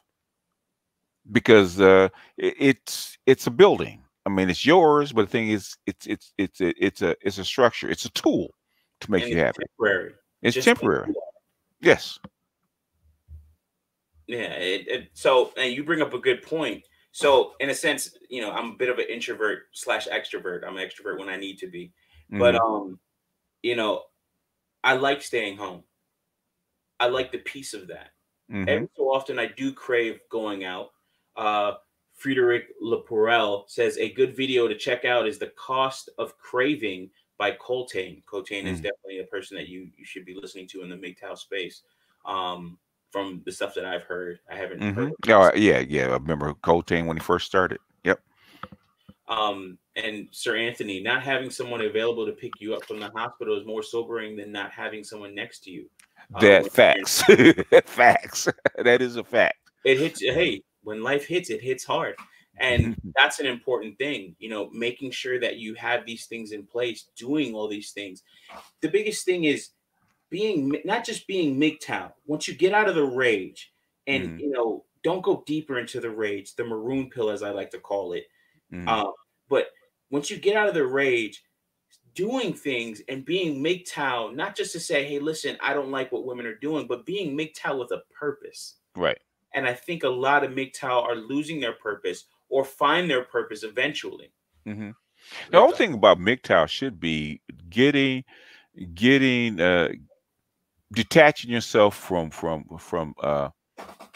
the sphere of women, because as long as you think about your penis, as long as you think about your feelings as connection with a significant other, you're going to be in that sphere. How do you pull back and detach yourself from that so that you can concentrate on yourself?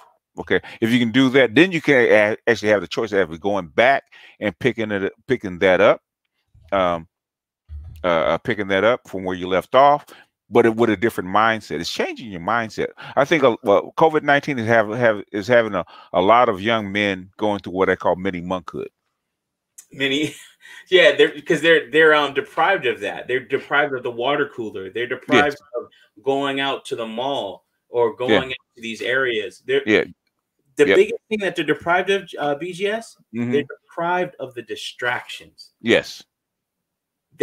Now they have no choice but Yes. to see who's in the mirror. Yes. They have no choice but to see the environment around them for what it is. Yes. It's like this coronavirus Mm-hmm. was a gift and a curse to me and so many other people.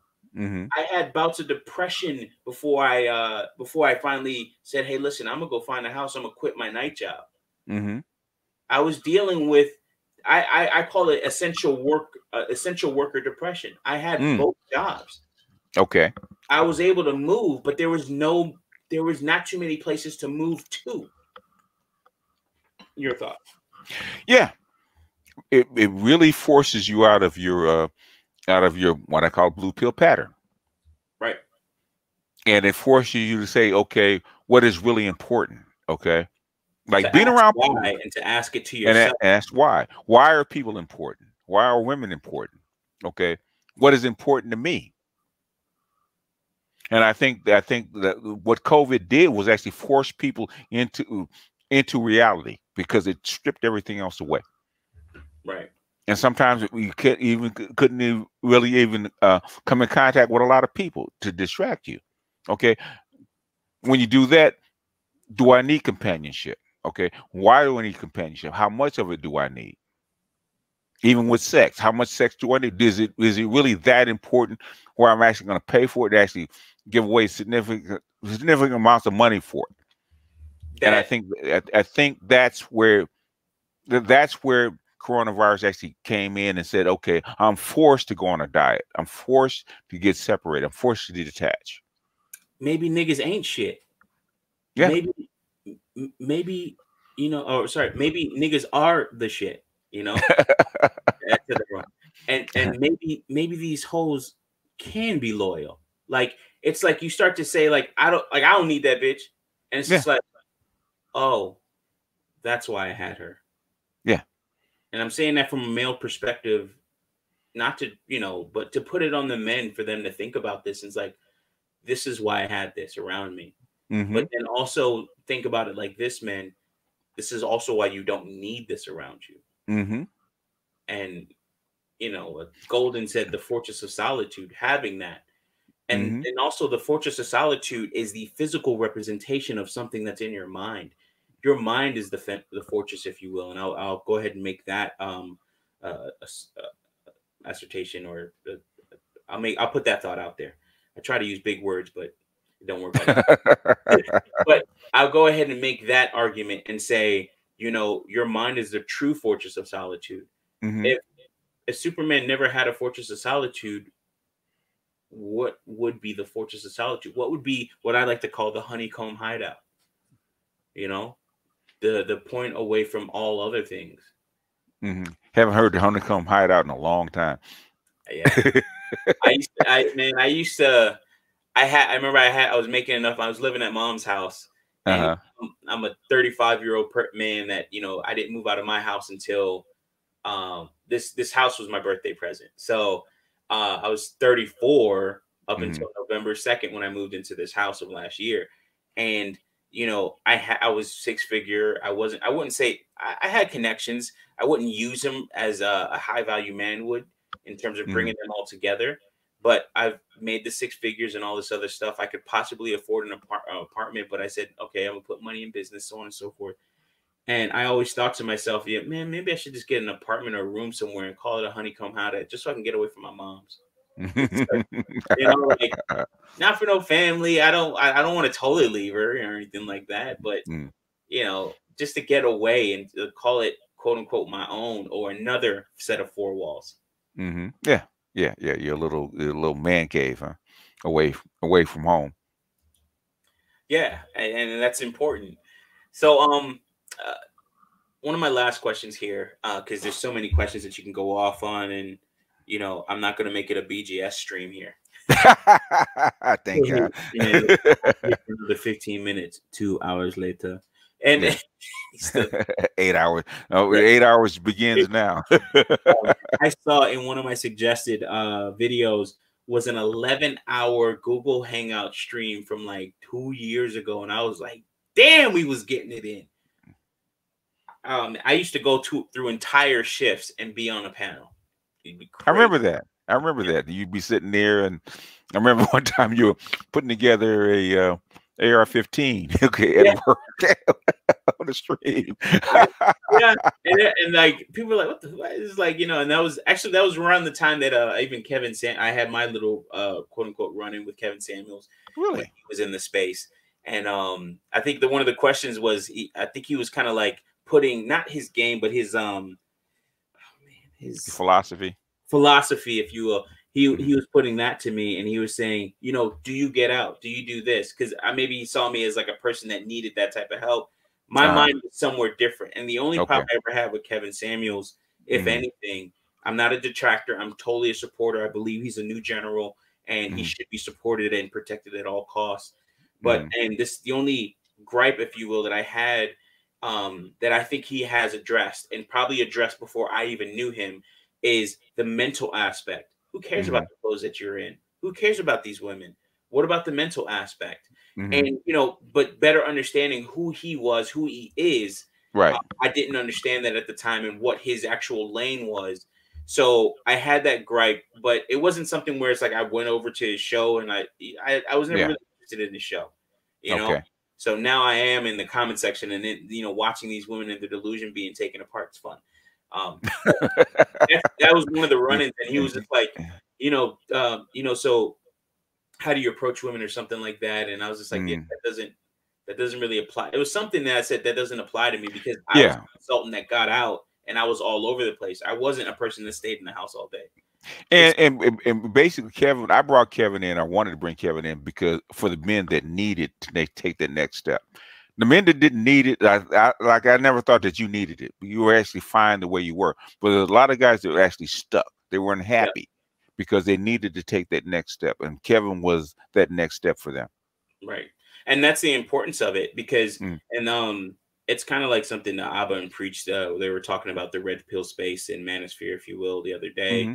Hmm. Um, and they were talking about how there was such a void that where Jordan Peterson just came in and said, "Clean up your room." And MTR, mediocre tutorials and reviews, Hmm. he was just like, "Yeah, you know, Jordan Peterson was such a void filler because one, he was unapologetically worried about men, and then Hmm. two, he said, clean up your room." And it's crazy because Aubrey Preach said this there's so many things to help out the women, but there's very little to help out the boys. Sorry, not Hmm. the women, but the girls.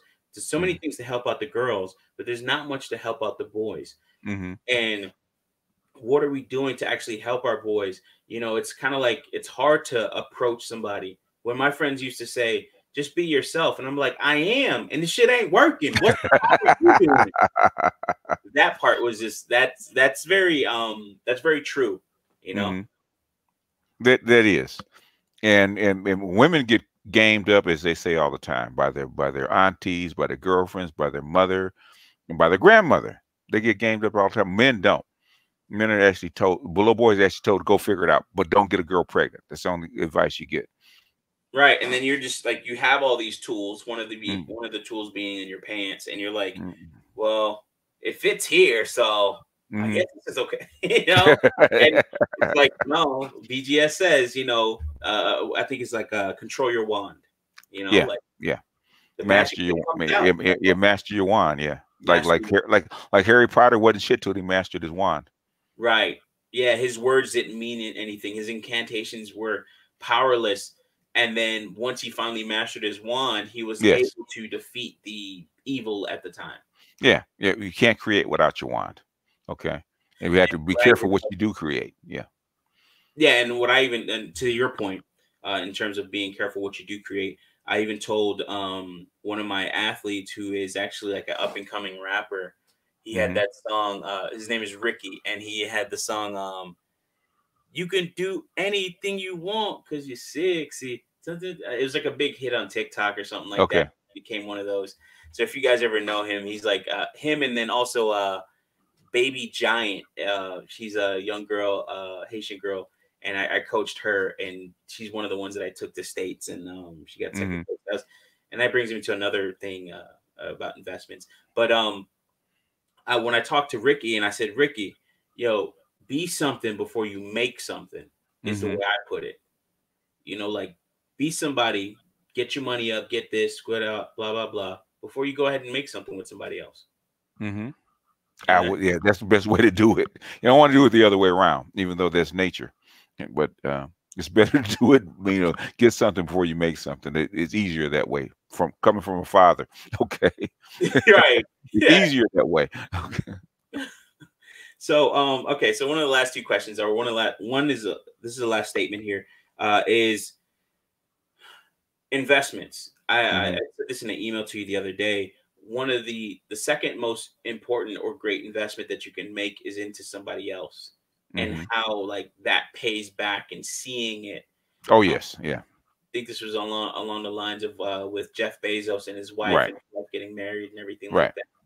And it paid dividends. People were like, oh, she took half. And it's just like, yo, she drove him to pitch that whole idea. He was writing the business. He talked about this in an article. My wife was the one that was driving us and the dog across country so that I can pitch Amazon, coming from his banking career. And it's just like, she did what most of us men want. Like, she was cooperative. She was, if you want to say, submissive. She built something with him. Yes. She deserves, if not that amount, but she deserves something. Right. And what she got is half. Yeah. And that's fine. And he didn't even sweat about it. Just gave it to her. He didn't say anything bad or she's not going to get it. He just gave it to her. Because the way I saw it is that she stepped down. She quote unquote stepped down from the life. She probably wasn't the billionaire's wife. No, she was Jeff Bezos's wife, and Jeff Bezos always wasn't the billionaire. Right. So her stepping to a school teacher, a science teacher, I think, is like, whoa, she stepped down, blah, blah, blah. You ever thought that maybe that's who Jeff Bezos was? Yeah. Just wanted that back. She didn't want all the other stuff. She didn't care about so she paid her dues. Yeah, and I had no problem with it. Yeah, she got her dividends, as you put it. Yeah, she invested early, got her dividends, and the stock blew up. She cashed out. Okay, I had no problem with it. Right. And like $40 billion is a lot of money. Might have cut that in half, but but he's good with it. That was his number. So Yeah, and he was okay with it, and it was a large portion of I think it was like a large stake in Amazon too. yeah, most of it's still in stock. So it's still in the company. Right. So the last question I have is the mental trauma, if you call it that, of realizing you're getting old. This is your new normal. Does it get you down, or is the transition to this state of life empowering? The reason Okay, the biggest thing that will actually, and it sounds kind of a little morose, is when you see people older than you that were your friends transition, and yeah, one day it's going to be you.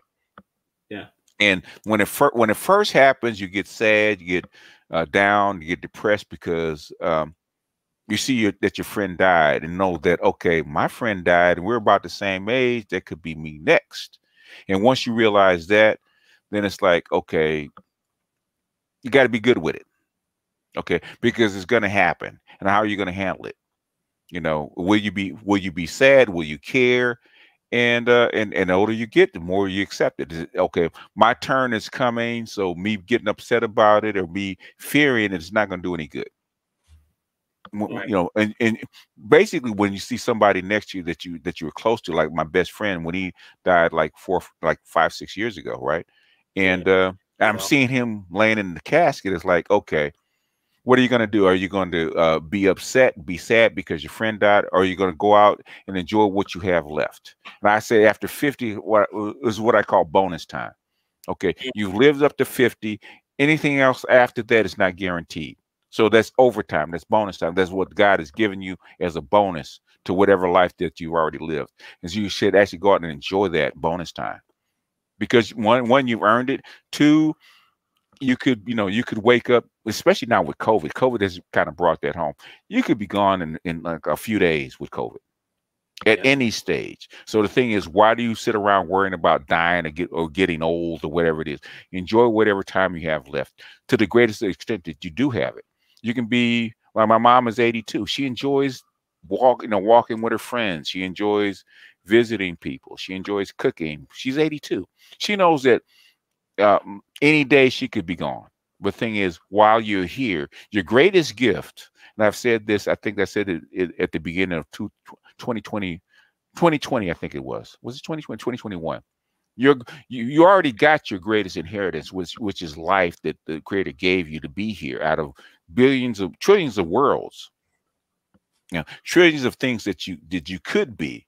You're actually a human being. You already have your greatest gift. What are you going to do with it? Why are you worried about something else that you don't have when you already got your greatest gift? Go out and enjoy it and do something with it. Don't worry about how long it is or how long it's going to go or how you're going to diminish. That's going to happen. The thing is like um, I think an athlete once said, as when he got hurt, how did he cope with getting hurt? Right? He said when he started, he was at 100%. When he got hurt, he had to find his next 100%. What can I do with what's left? your new So normal. your new normal, your new 100, and maximize whatever you have left. And I would say that as you get old, you're not going to be like you were in your 20 or 30 or 40. The thing is, maximize what you already have. And if you can get 100% out of what you already have, you're going to be happy. And most people don't do it. Oh, I can't run anymore because of my knees, or I Yeah, can't do this because I don't have this. I can't lift the weights that I used to have.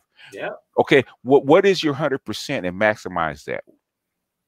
That's what I yeah. would I say. mean, you get to the point where even the other day when the old homeowners came by, Hmm. uh, he's seeing that, he's seeing all the toys, the weight rack, and Mm-mm.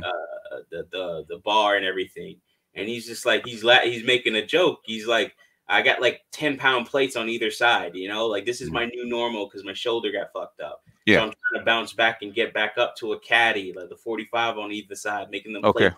Yeah.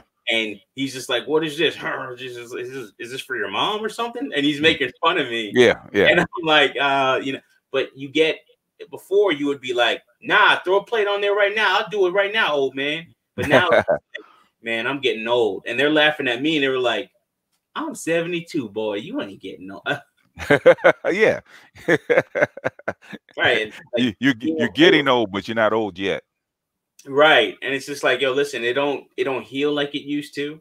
Yeah. You don't move like you used to. Yeah. In some case, for some men, you don't fuck like you used to. Yeah. That happens after And 35. Yeah. yeah, like it's just like a lot of things are different. And then again, wrapping it back to MGTOW retirement, because these things are important. The mindset Right.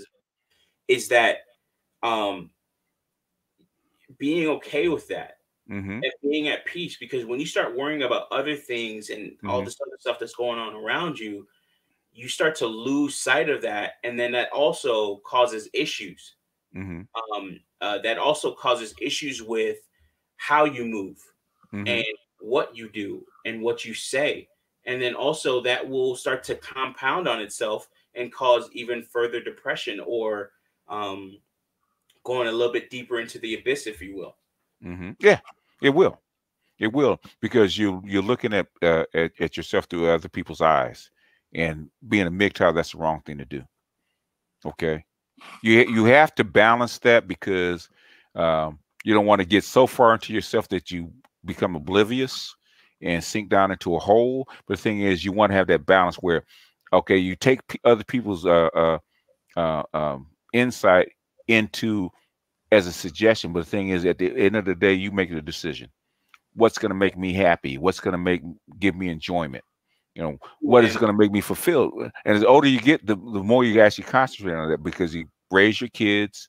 Like my youngest child is like 26, and that's her life. I don't have to worry about her. All I have is myself. If I want to play with my grandchildren, or give them help them with their homework, I can. But ultimately, what do I want? And as a MGTOW, that's what it is. You have to really find out what it is that you want, regardless of other people. And sometimes that's hard, because yeah, not being selfish, but yeah, focusing on God. focus on yourself. Even if it's volunteering or giving back or whatever you want to do. If you want to have a girlfriend like Barbara, I think he still has the same girlfriend that he had like 15 years ago. Hmm. So saying that you can't have a relationship and be MGTOW is wrong. Okay. You can spin plate like Coach Greg Adams, Creation Lifestyle. Coach Greg Adams is a MGTOW. People don't realize that because of the way he presents himself, but that's MGTOW philosophy. MGTOW monk is like an extreme stage, which I don't even suggest for most men until they're at least 50. What about MGTOW monk? If you're not 50, don't even think about it, right? You have so much more to experience that being a man, that monkhood should be the last thing that you think of. Now, if you want to go through many monkhood to experience that, to detach from women, that's fine. But ultimately, you have a drive that you need to satisfy. You got other things that you need to learn or be about. And so monkhood should be the last thing that you think about. That's the last step, not the first step. Experiencing the beauty of love, experiencing Yes. yo, I just bought her something just because. Yeah. And that doesn't make you weak. It No. doesn't make you less of, or less than. It's just something you do. And if that person um squanders that Yeah. quote unquote gift that you gave them, that gift of yourself to them, Right. um, then it's okay. Being okay with, they squandered that gift. I gave it to them. They couldn't appreciate it. It's okay. And moving on from that and being at Yeah. peace with yourself with it. Yeah. Does doing that ultimately serve you? Because all that stuff with love and companionship and all that kind of stuff that you exchange for, sacrifice for, should ultimately serve you in some shape, form, or fashion.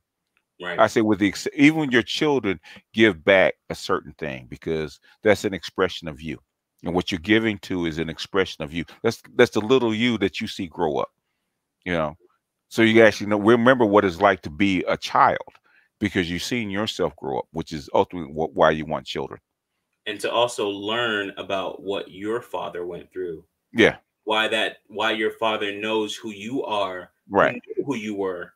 Yeah. Or I don't know And, how to say that, but and, knew who you were before you knew who you and, was. and sometimes it's to especially for men, is to prove that of what you could have been had you had whatever, right? Mhm. Uh, so in other words, if could I have been a better basketball player if I had somebody coach me and believe in me? Could I have been a better student if I had somebody reading to me at 3 years old and making sure I did my homework and facilitating my learning? So you give that to your kid and said, I knew it. Yeah, could could you have built a better business if somebody gave you the seed money up Yeah. front without you Seed having, money, or even taught you how to build a business at 10, 12, 13, 15, whatever. or gave you advice on what Or to do. give you advice, or give you the example of about what to do. You can actually give that to your child. So it's almost like a bunch of things running around, like expression, experimentation, validation. All that stuff can go into raising a child, especially if it's yours. And you know, and that's the beauty of it all, and that's the beauty of living a MGTOW life and understanding what an older MGTOW has gone through. Mm-hmm. BGS, I definitely want to say thanks for doing this, for having this conversation and going through and unpacking some of these things, because they're very important to the younger MGTOW that are the Zillennials that are coming out here, or as Ed would put them, the Zillennials that you know, they got the credit card and there's no more fucks to be given on it. No, none. You know, like None. understanding what that means, and maybe, you know, maybe adding a couple credits to it. You know what I mean? Or at least saying, hey, listen, we ain't using that bank no more. We're Yeah. not using that form of Yeah. currency anymore. Yeah. Now we're on a new system. It's a cryptocurrency based system, and black women are the old dollar, so they better beware. right. Yeah, that currency has failed, man. It's It's failed. what 70 something years for a currency cycle. We ain't doing no the petrodollar or the pussy dollar no more. Like, nope. A different standard. Time for a new exchange. Okay. Right. So BGS, any last thoughts that you want to leave to maybe a MGTOW that is going through this phase and preparing getting their mind set to focus on what's next? Stop worrying about what people think of you. That's the biggest thing. Biggest thing about MGTOW is people trying to shame you out of whatever mindset you're in. Stop worrying about what people think of you or what your life could have been. Make a new path. You're on this path because you want to make a new path. It's not easy, but the thing is that you're trying to hold on to the old life. Why you go through rage? Because you don't want to give up the old life. Okay, let it go. Concentrate on your new life. Stop thinking about what people think of you when you go your own way, because that's the biggest thing. Concentrate on what you think about yourself and what you want to build. And I think that's the biggest thing I could tell anybody that wants to go into the path of MGTOW. If you want to hold on to the blue pill life, hold on to it. Okay, you know, MGTOW is something that you choose. If you don't choose it, don't choose it. But if you're gonna do it, let the other thing go. You're gonna have to let the blue pill go. And let it go completely. Forget about the rage. Figure out who lied to you. Forget all that. Start a new path. You know, basically, red pill rage is people trying to hold on to the blue pill path. Okay, that's what it is. I mean, you know, if this hadn't happened, that hadn't happened, I could stay married, keep my girlfriend, keep my former life, and people lied to me because I can't. Let it go. Yeah. When I turned MGTOW, I was already ready anyway, because I was ready anyhow, because I had already let it go. So I can't, you know, I can't say about red pill rage. I didn't have red pill rage because I was already ready. Okay. Basically, like this, the switch that clicked, okay, it was immediate change. Yeah. Immediate change. Like I said, but the thing is, the biggest thing is, especially with incels are just failed blue pill people, right? They still want to have the blue pill.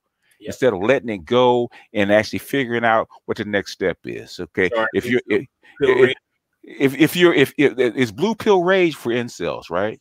Instead of figuring out, okay, I want a woman, I want whatever it is I need. What is going to facilitate me getting it, right?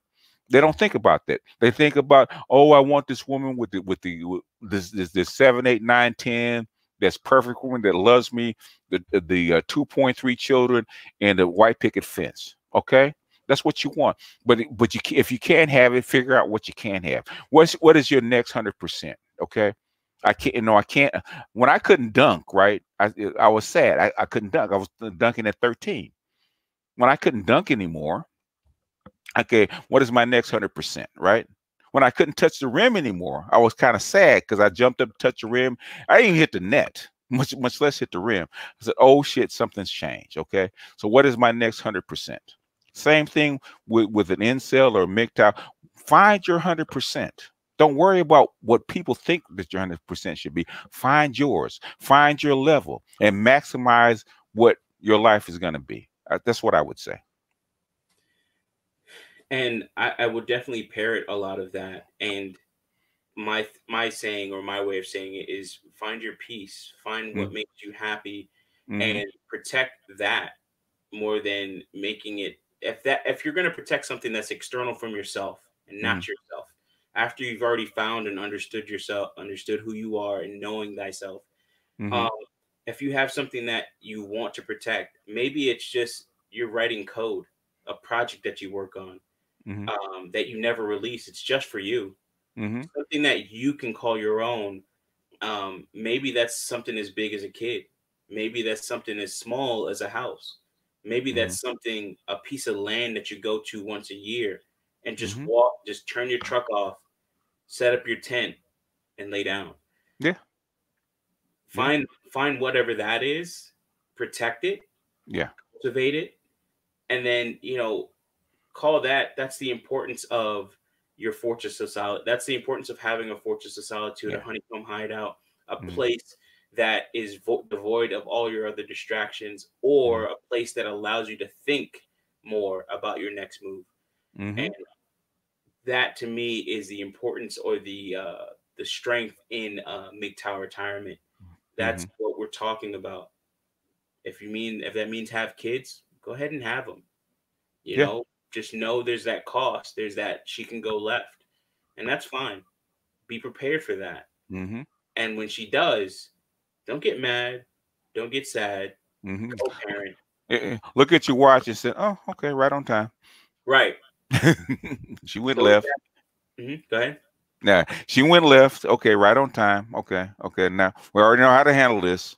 Right. We're anticipating this. Yeah, I knew you were gonna do that. Let's just work out how we're gonna pay for this. Yes.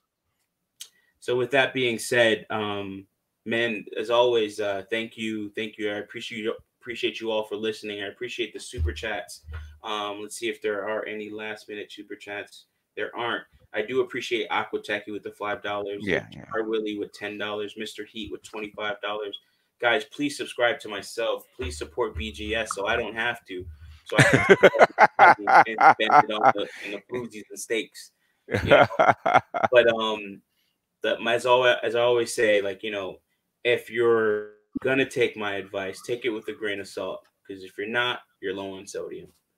So please research, look at yourself, look at what's around you, and move accordingly. BGS, thank you very much. And everyone else, thank you very much for watching the stream. Good night.